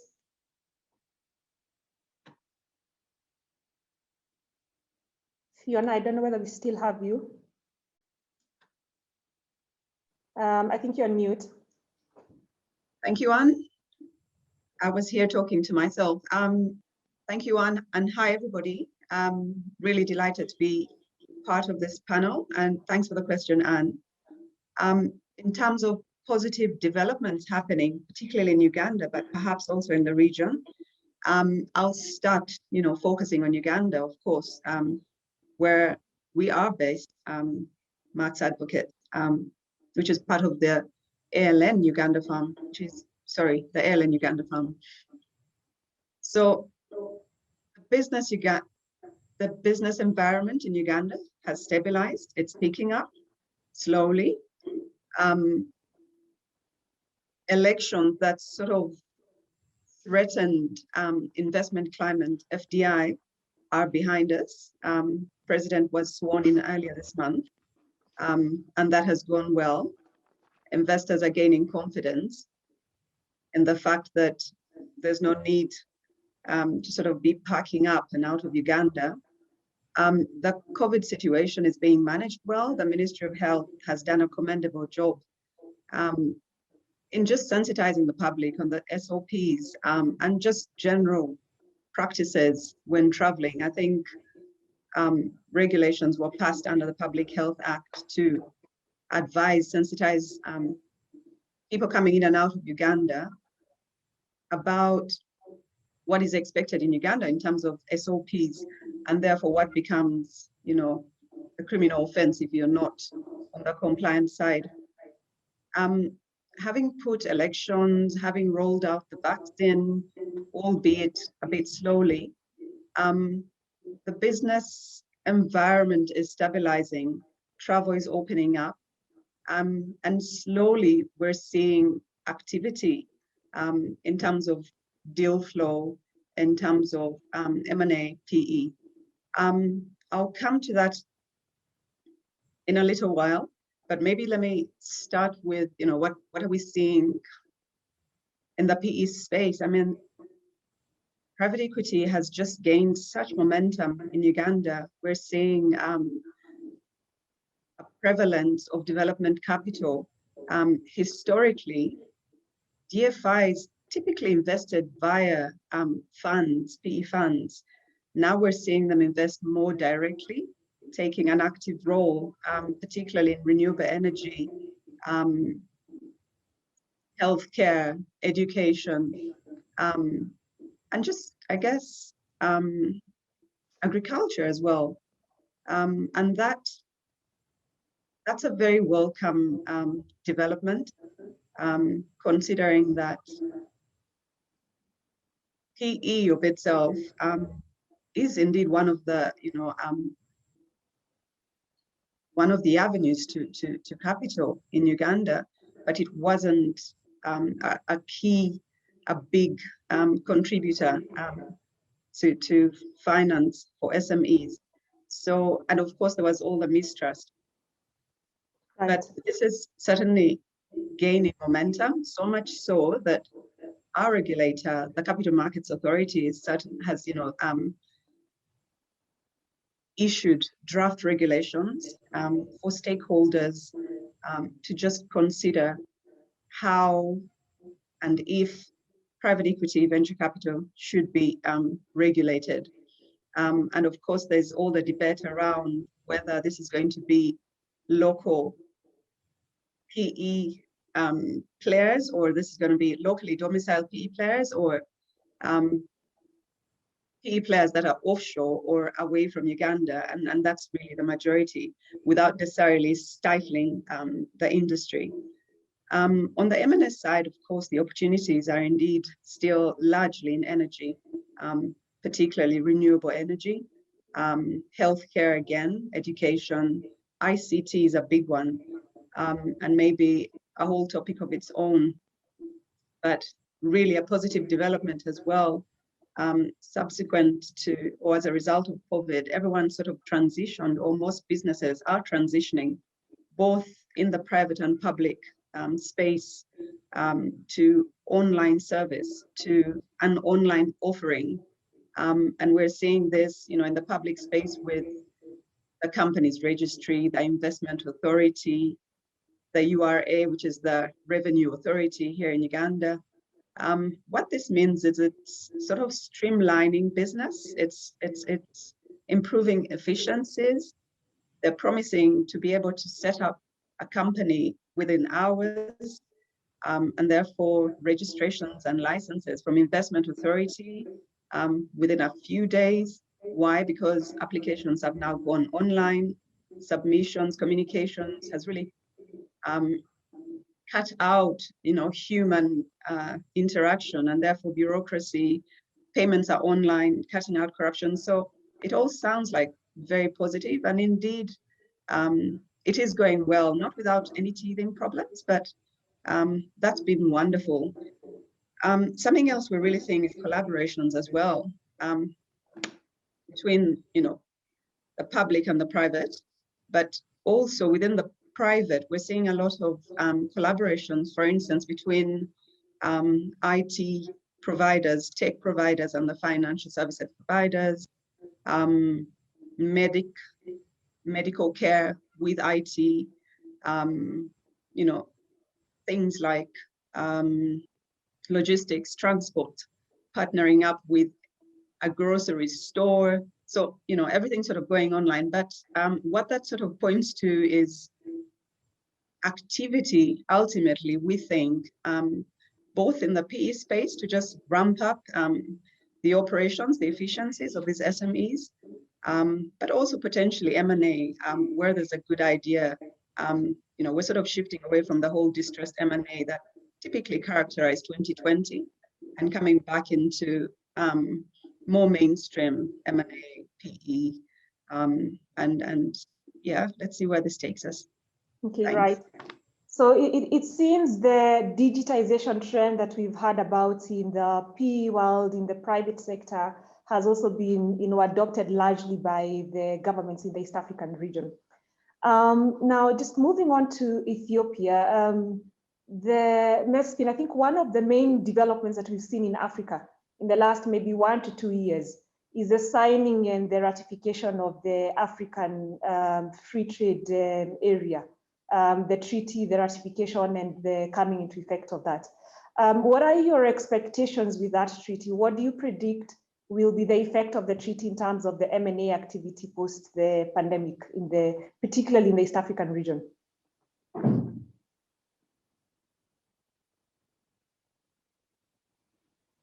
Mespin, I think you're on mute. Sorry, can you hear me now? Yes, I can. Thank you very much.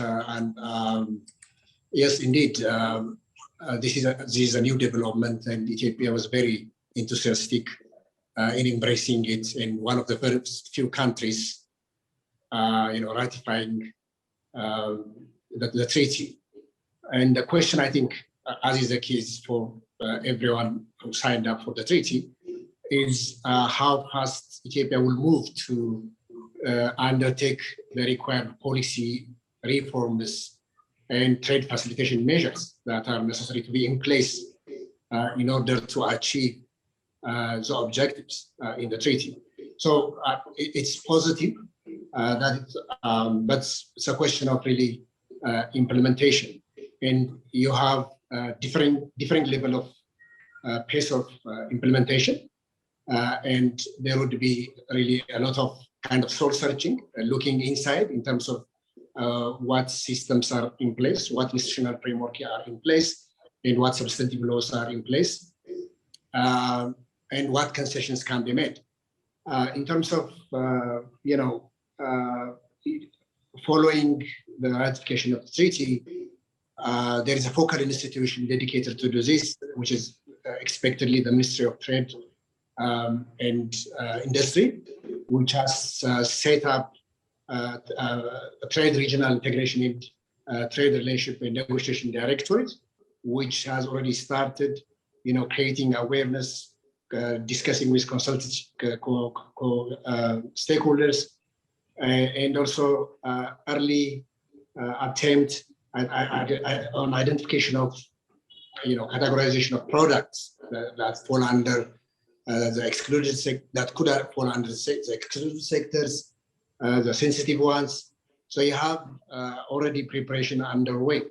I think in terms of its effects on M&A activity, I see it as a really a positive development, even though it's very early to say how it would, in what direction this would go in the coming 5 years. It's, you know, but you see signals that the government is relaxing its policy in terms of areas what it restricts to domestic investors, which indirectly affects the scope of the application of the treaty. And there is also soul searching, kind of looking into how legal regimes can be harmonized and what kind of binding covenants can be made, and also the process of managing jurisdictional conflicts in a way that minimizes them, and whether or not also the areas of investment align with government priorities, which are again emphasized to be, the agro-processing, textile, garment sector, leather products. So you have, how government also perceives what's to be its competitive strengths. All of this matter in terms of really impacting the M&A activity in the coming years.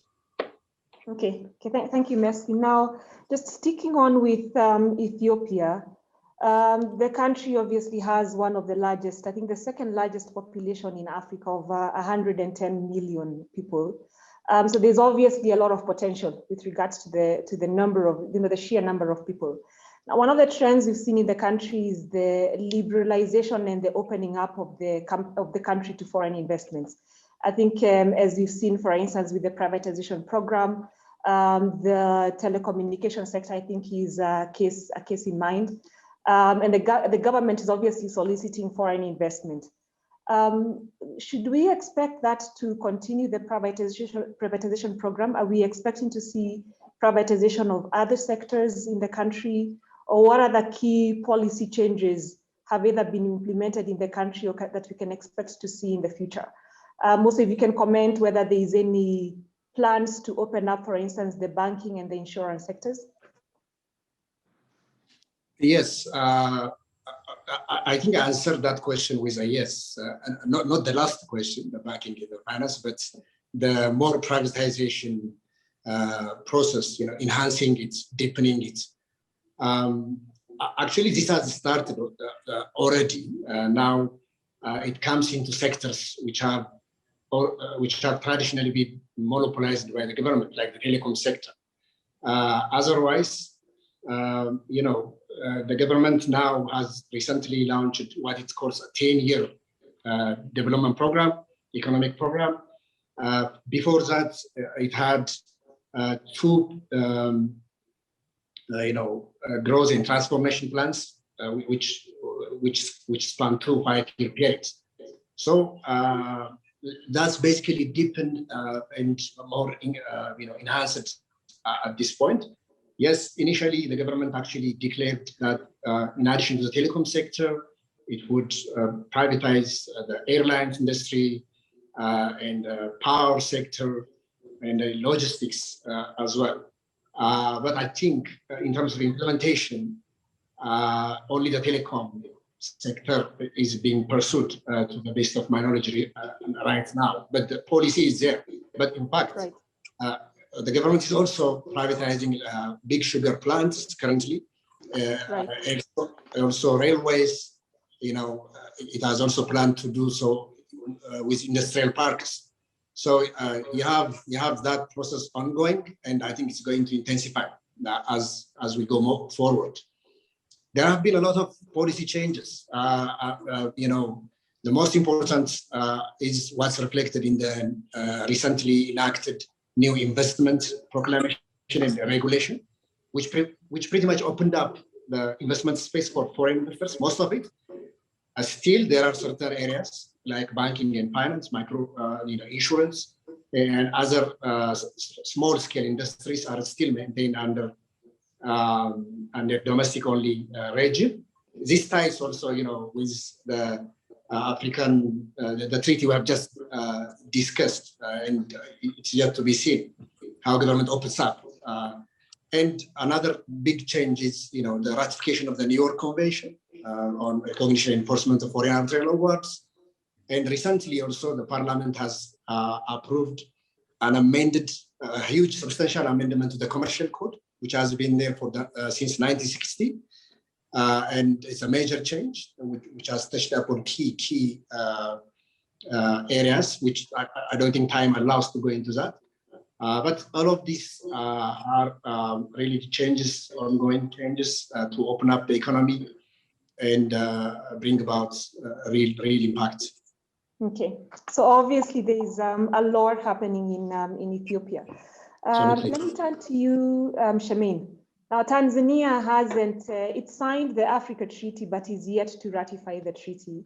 That said, there's still been a lot of buzz in the country. The recently inaugurated president of Tanzania, Samia Suluhu Hassan, she appears to be on a charm offensive within the region and internationally, seeking to market the country as a viable investment destination. What are some of the tangible changes that you foresee in the near future with regards to the legal and the business environment in the country? Thanks, San. I think it's definitely a welcome change to have Tanzania gracing the front pages of the news for the right reasons. And, you know, on the point about the Africa Free Trade Agreement, interestingly, in our newspapers today, there was an article that it's actually being tabled for ratification between June and October of this year. So again, an indication of the fact that there's a lot of momentum for things that perhaps were taking a bit longer previously.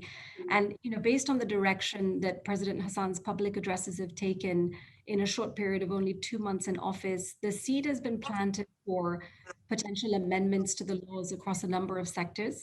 But we, of course, need to be cognizant of the fact that the changes will take time.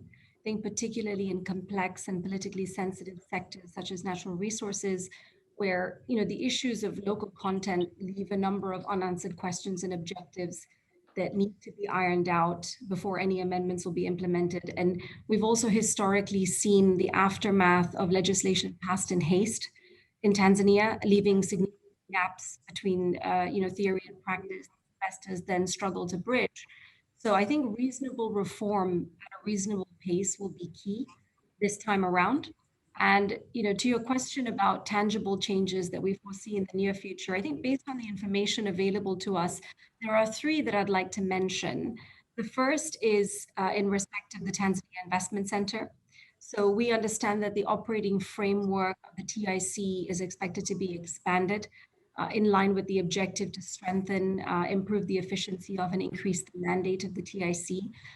The aim is for the TIC to be a central reference point for investments in Tanzania across sectors, EPZs, SEZs, and so on, and to increase the powers of the TIC to be able to streamline the investments in the country. And the overhaul is expected to take place through revisions to the Investment Act, which is dated.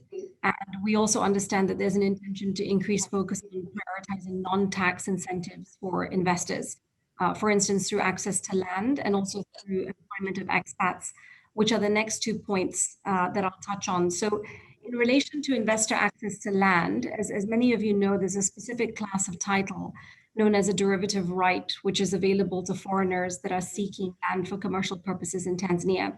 And the title is granted through the TIC following what is currently a very cumbersome and lengthy process. And although changes to the classes of the ownership are unlikely in the near term, we have been made to understand that we can potentially expect changes to the procedures for investors to acquire land. And in fact, President Hassan touched on this topic during her first parliamentary address. So there are likely to be some tangible changes there. And I think particularly given the drive for large-scale infrastructure projects, industrial parks, EPZs, power projects, this is definitely a core issue that needs to be addressed. And the last point is in relation to the employment of expats. So again, over the last few years in particular, there's been significant investor pushback on the labor and immigration laws, which govern the employment of non-citizens in Tanzania. And some of the key issues that we've seen have been in relation to quotas for expats. So even if you're registered with the TIC, you'd get an automatic right to 5 expats, but that right was still subject to additional restrictions. Also overly burdensome qualification requirements that don't necessarily take into account, you know, on-the-job training and the timelines and procedures for processing applications. So in fact, last week, we've seen draft amendments that have already been proposed to the Non-Citizens Employment Act that is now being circulated to stakeholders for comments. Again, a positive indication that we can expect to see amendments in this area soon. And in closing, the last point that I'd like to mention is that, you know, we're approaching the budget reading in the first week of June. So we should definitely have more insights on any amendments in the next couple of weeks, and we'll be closely doing that and sharing updates. Okay, thanks, Charmaine. I'm just picking up on that, the budget reading, and then picking up from Karim's opening remarks, that one of the trends that we can expect in Africa is in relation to tax, with the government seeking to raise the demand for revenue by governments. Now, Tanzania has been on the spotlight for significant tax disputes with investors. What are the key risks in relation to tax in the market? And how would you be guiding your clients particularly in the M&A space with regards to navigating some of those risks? Definitely a hot question, Anne, and I think the TRA and other revenue authorities in the region have, often adopted a shock and awe approach, which is effectively a tactic based on using overwhelming power and the highest possible assessments, which generally, the financial statements simply can't justify. The effect of which is to paralyze the taxpayer and essentially destroy their will to fight. And when the quantum of the assessment is so high, it generally pushes up the amount that you're willing to settle for as well. And in Tanzania, and I think to a degree in the region, there are 4 trends that we're seeing in terms of the tax risks. The first is that the tax environment is still hostile, definitely making tax, I think, a top 3 risk for any M&A deal in the region. The second is that when subject to an audit, taxpayers generally brace themselves for the worst, because the general trend is that the assessments tend to be on the exorbitant side. The third is the pay-to-play principle, where again, for instance, in Tanzania, you have to pay 30% of the assessment before you can argue against it. And finally, even though there's a 5-year statutory limit on the look-back period, the Revenue Authority regularly raises concerns that are beyond the statutory limit. So the other point that I think is worth noting in the M&A context is, the amendments we had in 2020 to the date of realization definition under the Income Tax Act, which is material for sellers in these transactions, because it effectively results in, the signing of an SPA triggering an early payment of CGT, which is pre-completion. So I think to the point about what we're guiding our clients in terms of managing, some of these tax risks, there are, 5 points that I'd mention. The first is definitely to carefully negotiate a robust set of tax indemnities to make sure that you're sufficiently covered. The second is in some cases to consider an escrow arrangement so that funds are available for any tax eventualities that may occur down the line. The third is for both parties to agree that where necessary, they may need to proactively approach the Revenue Authority as part of the transaction. And this may in some instances also include agreeing to extend an audit period proactively in order to bring closure to certain issues. The fourth is to take advantage of amnesty and voluntary tax disclosures where available. And the final one is for parties to be mindful of the structuring and execution of transaction documents, particularly with regard to the CGT trigger that I mentioned earlier. And I think that the third point regarding the joint and collaborative approach to managing tax risks in the deal is particularly important and increasingly common, because we've run into a number of situations where the tax liabilities are often, in excess of the purchase price. And this effectively makes a deal impossible unless the parties join hands to risk share and craft an appropriate solution. And in closing, I just want to point out that the good news is that in the Tanzanian context, in relation to tax risks, the president has, at least in her public speeches and directives, touched on 3 of these risks. So she's, encouraged a more amicable approach from the Revenue Authority. Just last week, the accounts, a couple of hundred businessmen and women were unfrozen.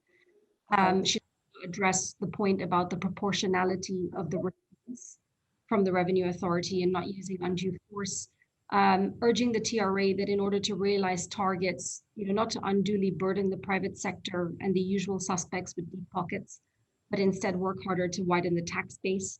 Also to carefully consider the statutory limitation, because particularly where people are receiving tax clearance certificates and then are subsequently receiving assessments that go back several years, there's a lot of contradiction there. And I think it remains to be seen how effectively and consistently the advice is heeded in practice, but we're feeling overall a lot more comfortable in terms of the tax environment from a deal perspective. Okay, thanks, Charmaine. It's good to hear that the president is alive to the issues, and hopefully the government is going to, walk the talk. Speaking of risks, Nespin, one of the key risks associated with investing in Ethiopia, particularly for PE investors, is the forex risk and the ability to then repatriate your funds. What's the future of PE in Ethiopia, and what are the options available to investors, particularly to deal with the forex issue?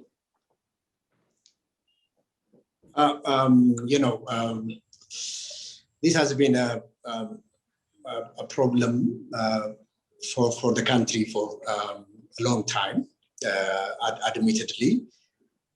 So government is trying to take both, the supply-driven measures to increase the generation of forex in the medium term, basically by focusing on export-generating industries, even in the areas of mining, even power. Even though it's not yet has reached a substantial level, there is a level of revenue generating from these sources. You have exports. The privatization process is partly part of raising the much needed foreign exchange. The public-private partnership projects which attract the private sector to come in. All of these are hopefully together addressing the supply issue. And also in terms of, there is also a new initiative, which is the introduction of a capital market in Ethiopia. The rules have reached from their final stage, and the capital market authority is being set up, at least in terms of regulations.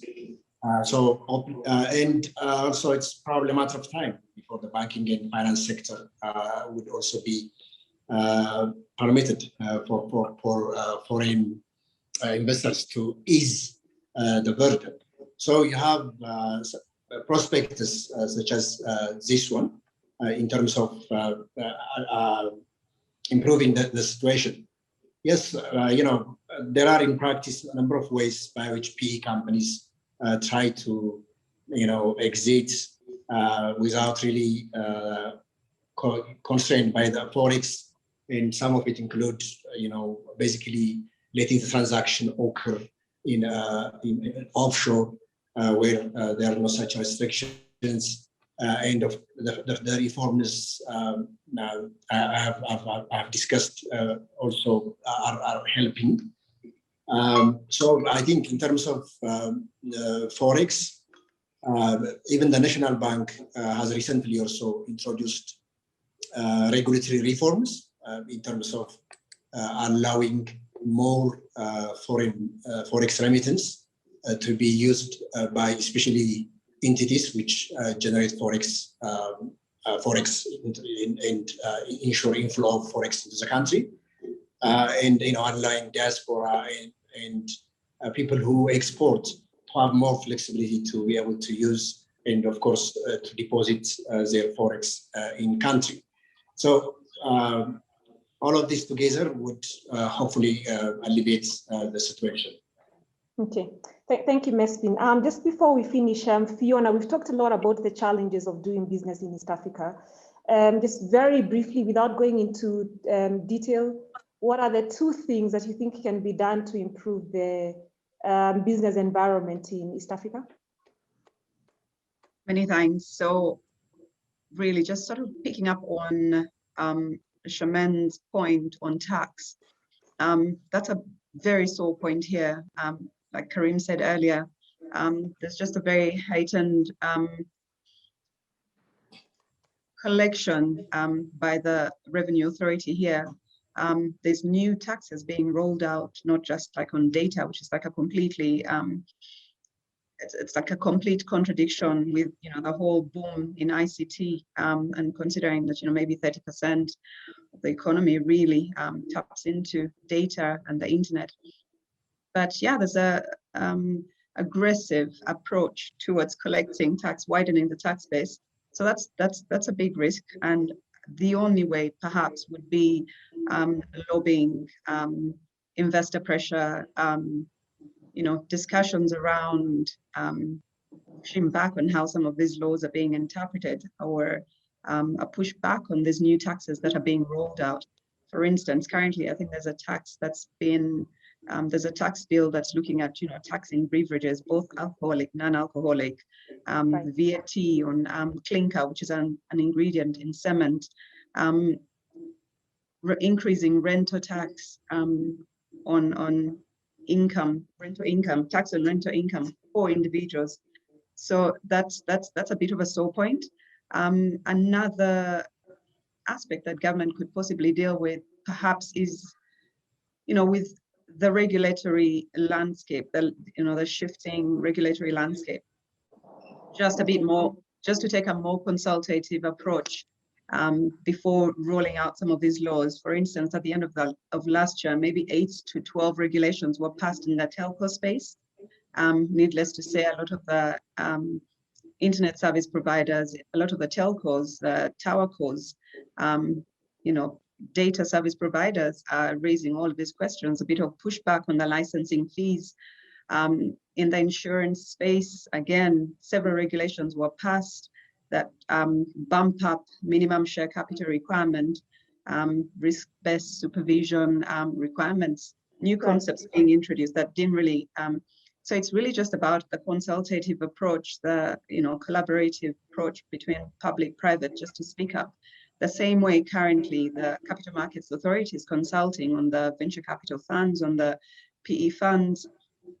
But away from that, another big issue is really local content, particularly in oil and gas. Of course, that's the next big bubble for us. We're all holding with bated breath for final investment decision on the East African crude oil pipeline. That is likely to trigger a lot of both PE investments, but also M&A in terms of just sort of upskilling and bumping up operations, existing operations, and all of this. And in that space, sorry, Fiona, I may have to cut you short. I know we have run out of time. I wish we had more time to cover a lot of the insights that I'm sure you'd be able to share with us. I will have to stop here. Let me thank my panelists, Fiona, Charmaine, and Mesfin, for sharing with us their useful insights. And let me hand over to Rose. I know we have quite a lot of Q&As in the platform.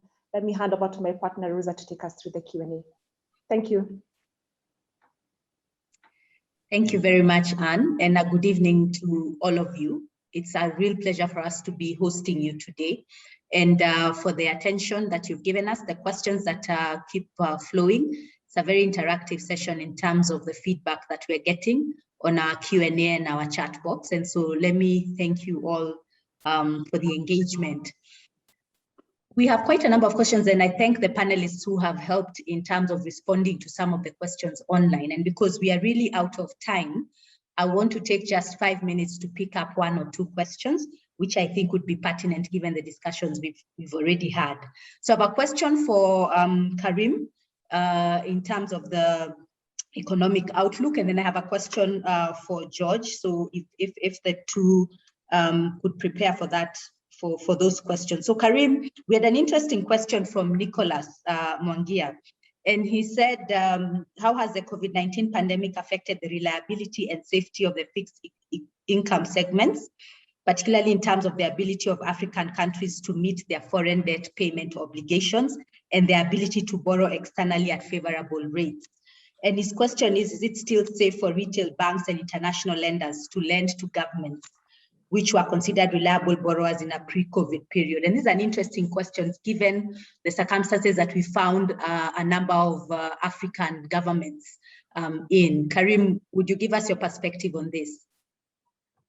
And that's a rather loaded question as well, Rosa, because if I were to answer in the negative, I would be calling into question the solvency of the banking system because of the amount of sovereign debt that is held by banks in the region. I think it's very, very difficult. So Kenya's sovereign debt increased 17% between February 2020 and January 2021. Okay, just by way of example, in 11 months. And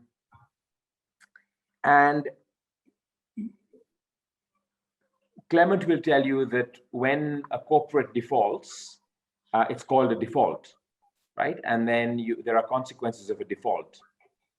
When a sovereign defaults, it's called a restructuring, or it's called a new Eurobond, or it's called something or the other, a debt supplementary service initiative, or what have you. So I think the reality is that across the emerging world, not just in Africa, sovereigns are unable to repay their debts when they fell due. Okay, and the way they've dealt with that is through a combination of measures. You've got IMF relief, right?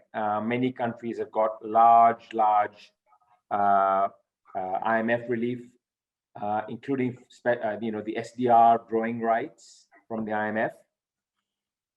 Others are raising new bonds at higher yields to repay existing obligations, and yet others have got suspensions on interest or principal repayments, first for 6 months and then for longer periods.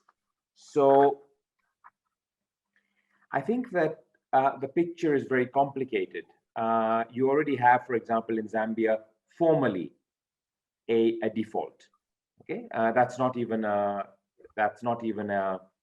there's no sugarcoating around that one. That is a default. So I think you will see more defaults. I think you'll also see a lot more restructuring. I think you will see the cost of borrowing increasing. And I think you will see, as a consequence, and this goes to one of my earlier points, some loss of control by sovereign governments over their own treasuries, because lenders will now start imposing conditionality, right? Whether it's selling of assets, whether it's shrinking of civil services, and so on and so forth, right? I think the final point I'd make is, obviously, there's a big debate about China and tied aid, tied grants, tied loans. So we'll find out now in the next year or two how tied they were, whether it is true that ports and other assets, land and other assets, have been tied to secure loans. That moment of truth is not far away. One way or the other, we will know. Thank you. Thank you, Karim. I think the answer to that question would also be tied to what Suleiman was asking, because he was asking what services stroke infrastructure should be built in order to incentivize unstable countries such as Somalia. And this is related to what Karim had mentioned earlier about the correlation between the rule of law and the amount of foreign direct investment that you're likely to see in a country.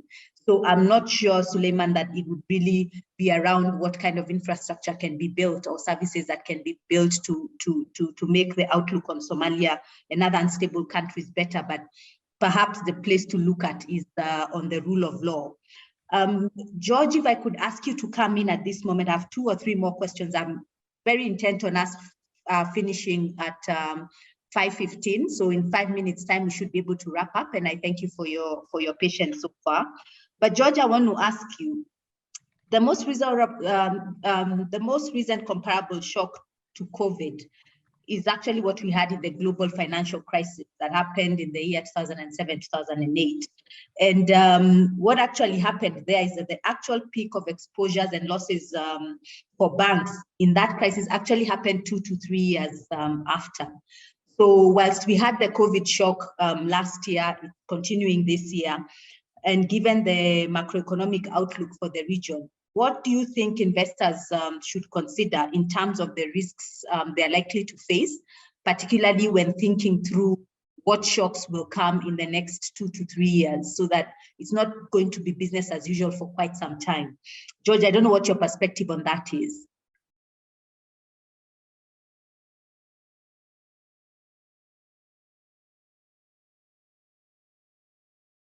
George, you're on mute. So just what two things. First is to add some points to what Karim has said. And two things actually at play here. One is that you have, at the moment, you have a huge amount of trillions of dollars that are earning nothing, almost nothing.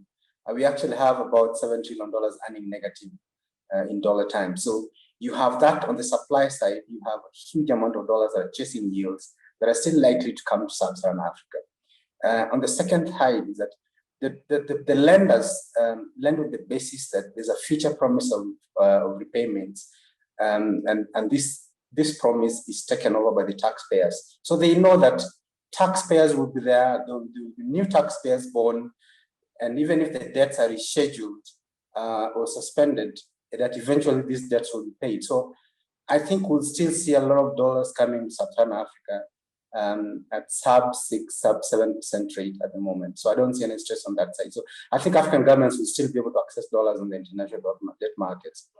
And your second question is that the comparison between the current pandemic and the global financial crisis. I think you can compare, and it's not global financial crisis. It's called the North American financial crisis, because it was only restricted to America. I think you can do a comparison, because this has been very worldwide, and this has had a huge impact across board. And the global financial crisis, there were spots that were spared. China was spared, right? Nigeria was spared, and not for Nigeria, and I think Sub-Saharan Africa was spared. Now, this one has not spared any country. So, and I think the outlook for me is very bleak. And I said before that the recovery is largely dependent on how African governments respond to the pandemic. And the response has not been very robust. Sorry to say, African governments have not tackled this thing head on. Thanks, George, for that perspective. I have one last set of questions that I'd like to ask, perhaps Dominic and Getha, in relation to your panel. Maybe we can start with Getha. Getha, the question was from Herbert Njoroge, with ongoing developments in IT, what kind of investment in artificial intelligence are you seeing? What are the key considerations? And what is the projected outlook in this area? Is it just a matter of so much interest, but a lot of hot air around it? So what is your projected outlook in this sector? And then Dominic, if you could come in after that, we have an interesting question on insurance. And are you seeing potential M&A activity among local insurers ahead of the IFRS 17 amendment that's coming in 2023? Together, you can go fast. Oh, thanks. Look, I think, artificial intelligence has, become such a buzzword, but, it's been going on for a long time, yeah? Machine learning and the insights that come out of, great processing data, just picking up insights and using that for future decisions is not super new, but you can do it a lot faster now. But I'll probably sound like a broken record, which comes back to, there's an opportunity where you can send, this ability on artificial intelligence to, cloud-based platforms, and where most is cloud-based platforms held in data centers.